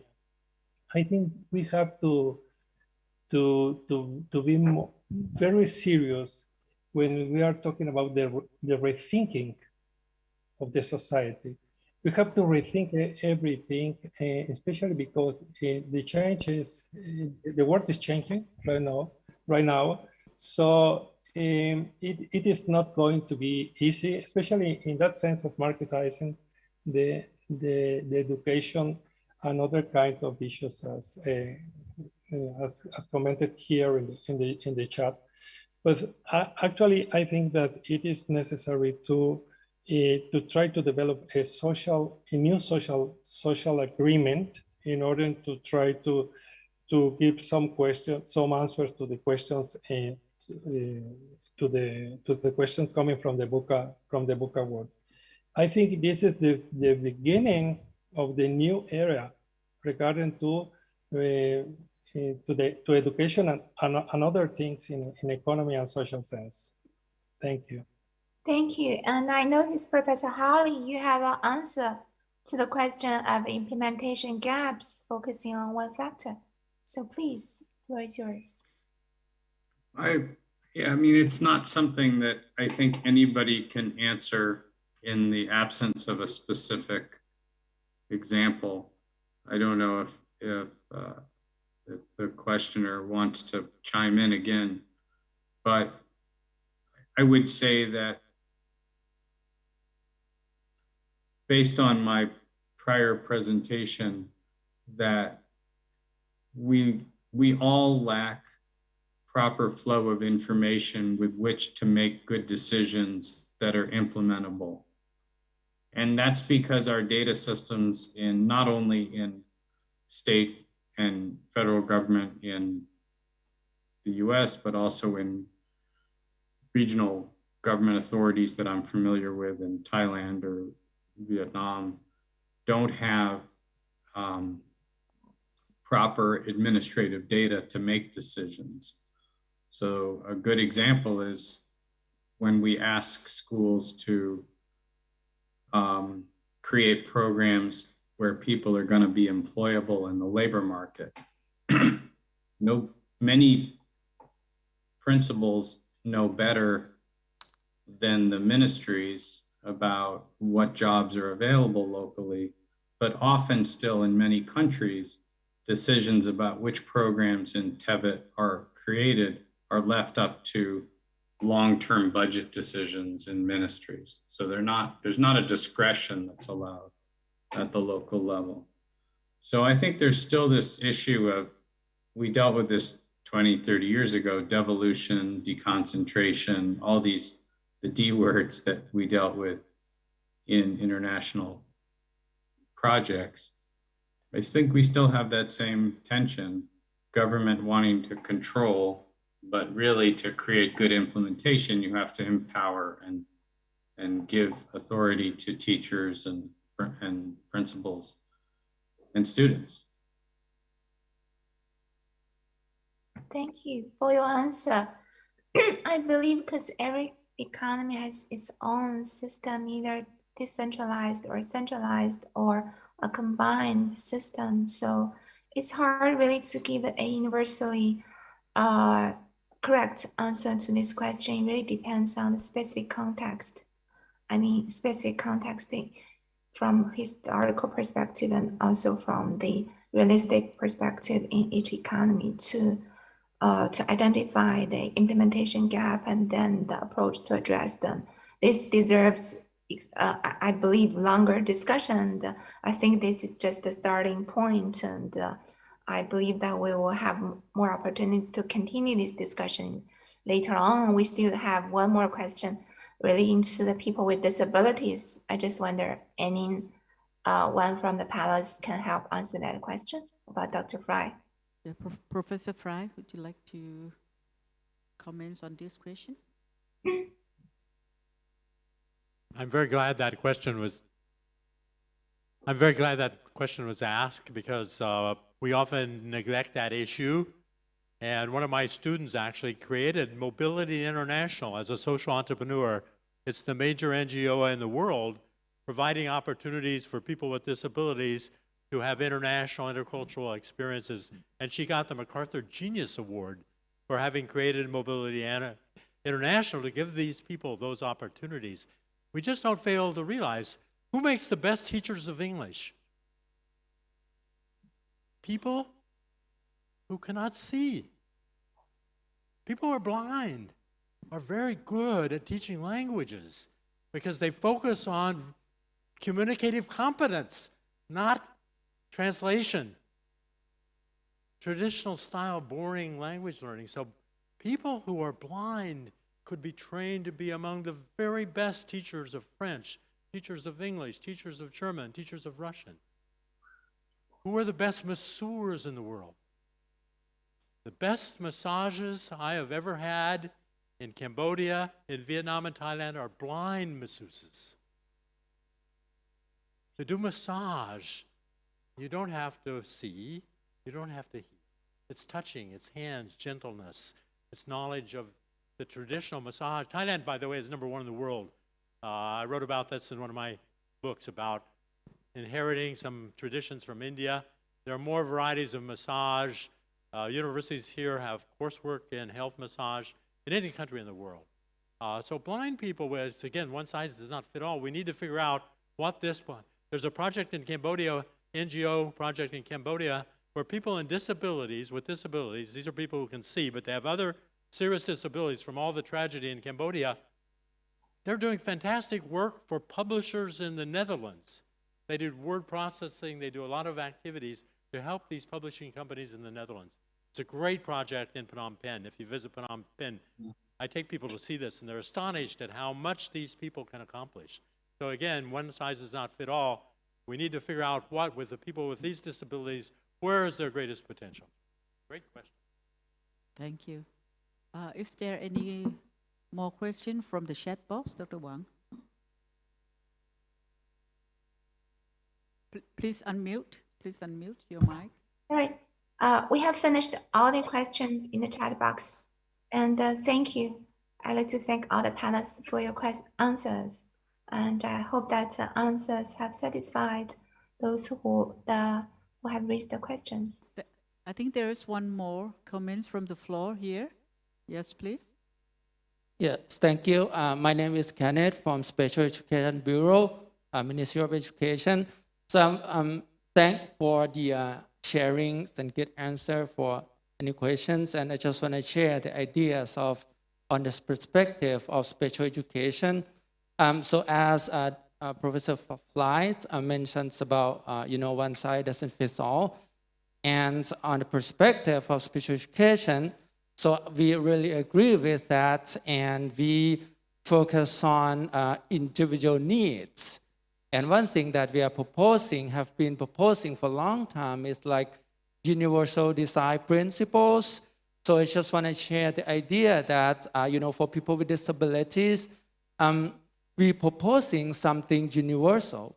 So meaning that, if our educational system, working system, whatever, and now our society become more diverse. So universal design principle, trying to make things available for everyone.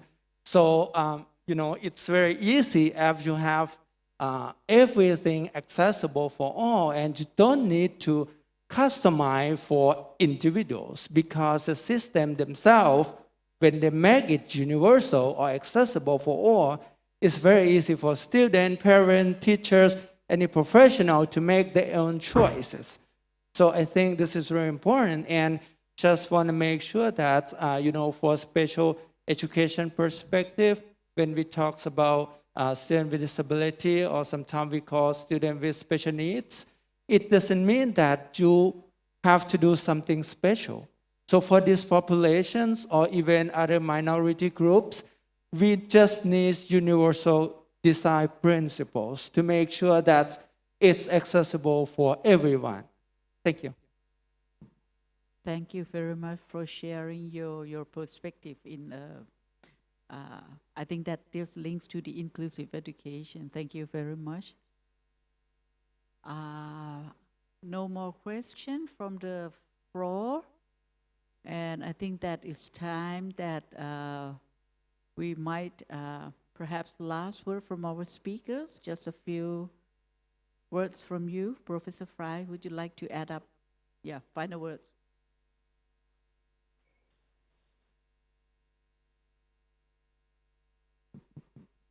Thanks for giving me a chance to make some final words. I think, again, we really need to have leaders who can commit themselves to be instructional leaders and to move to this new model, and really to give the students, so let me just close on this. Whatever country, whatever culture, wherever we are, what we need, all we really and must do, sorry, UNESCO, education for all, no, no, no. Quality education for all. To allow every single individual on this planet, be they blind, be they whatever religion, whatever social class. My father did not go to high school. My mother did not go to college. Yet I had the opportunity to pursue high-quality higher education. I want every person on this planet to have the opportunity to realize their full potential. Thank you very much. How about the other two speakers, Professor Degrado? Thank you very much, Mr. Chair. I would like to say only that if we are thinking about VUCA world, that means that we need some organization, high organization against the VUCA world. That's my idea, my original idea in regard to the strategic plan against the unstable world. Because the organization of society, political organizations, private and public sector is necessary, and rethink exactly what we can do in order to fight against the VUCA world. I think a strategic plan is a very good option. Is, as I said, it's not a new proposal, but we are looking for some ideas in order to reorganize this unstable world. That's my final comment. Thank you very much for your attention, and have a nice day. Professor Hawley? Yeah, I'll just end by noting that I think if we could do anything to improve in a VUCA world, I would wish for improving access to education for adults and for refugees, because I think that there's such untapped potential in individuals who not had access in the past, and we tend to overlook people who are already what we call in the labor force.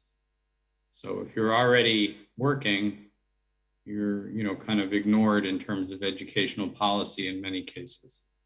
And I just think if I could do anything, I would say, as we address a VUCA world, take advantage of the resources we have around us who are not currently involved.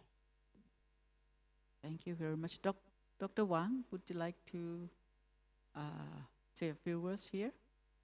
I would just like to say thank you to the wonderful presentations made by these three panelists, visionary keynote and also panel presentation, as well as the very inspiring and insightful questions from the floor, including those left in the chat box. And I also appreciate your answers to the questions. And that's also very informative and inspiring. And I would like to hand over to you to conclude this session. Thank you. Thank you very much.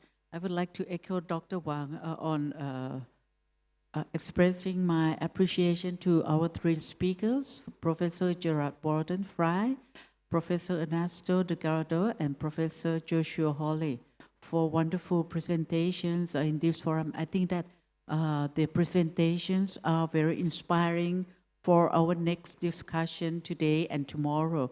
And also, Dr. Wang, I would like to thank you for co-sharing this session with me. Thank you very much, especially to Professor Delgado and Professor Hawley for staying very late with us today. Thank you very much for wonderful presentations. I give the floor back to the MC. Thank you very much. Thank you so much, and I think they deserve a bigger round of applause, please. Thank you, really. I think we should also thank you again, once again, to the keynote speaker, moderators, member of the panels, and of course the audience. both online and on-site. Thank you once again. And I think this is a timely reminder to us, not just educators, but I think the citizens of the world, to really help, magnify our cause in the best possible way. Thank you once again. Thank you. And after a series of informative sessions, we think we need to have a break, right? Your lunch coupon will be handed to you at the in front of the meeting room, and your lunch will be served at Cuisine and Glen Bar. So please enjoy your lunch, and we will see you in the afternoon. Thank you. Thank you so much.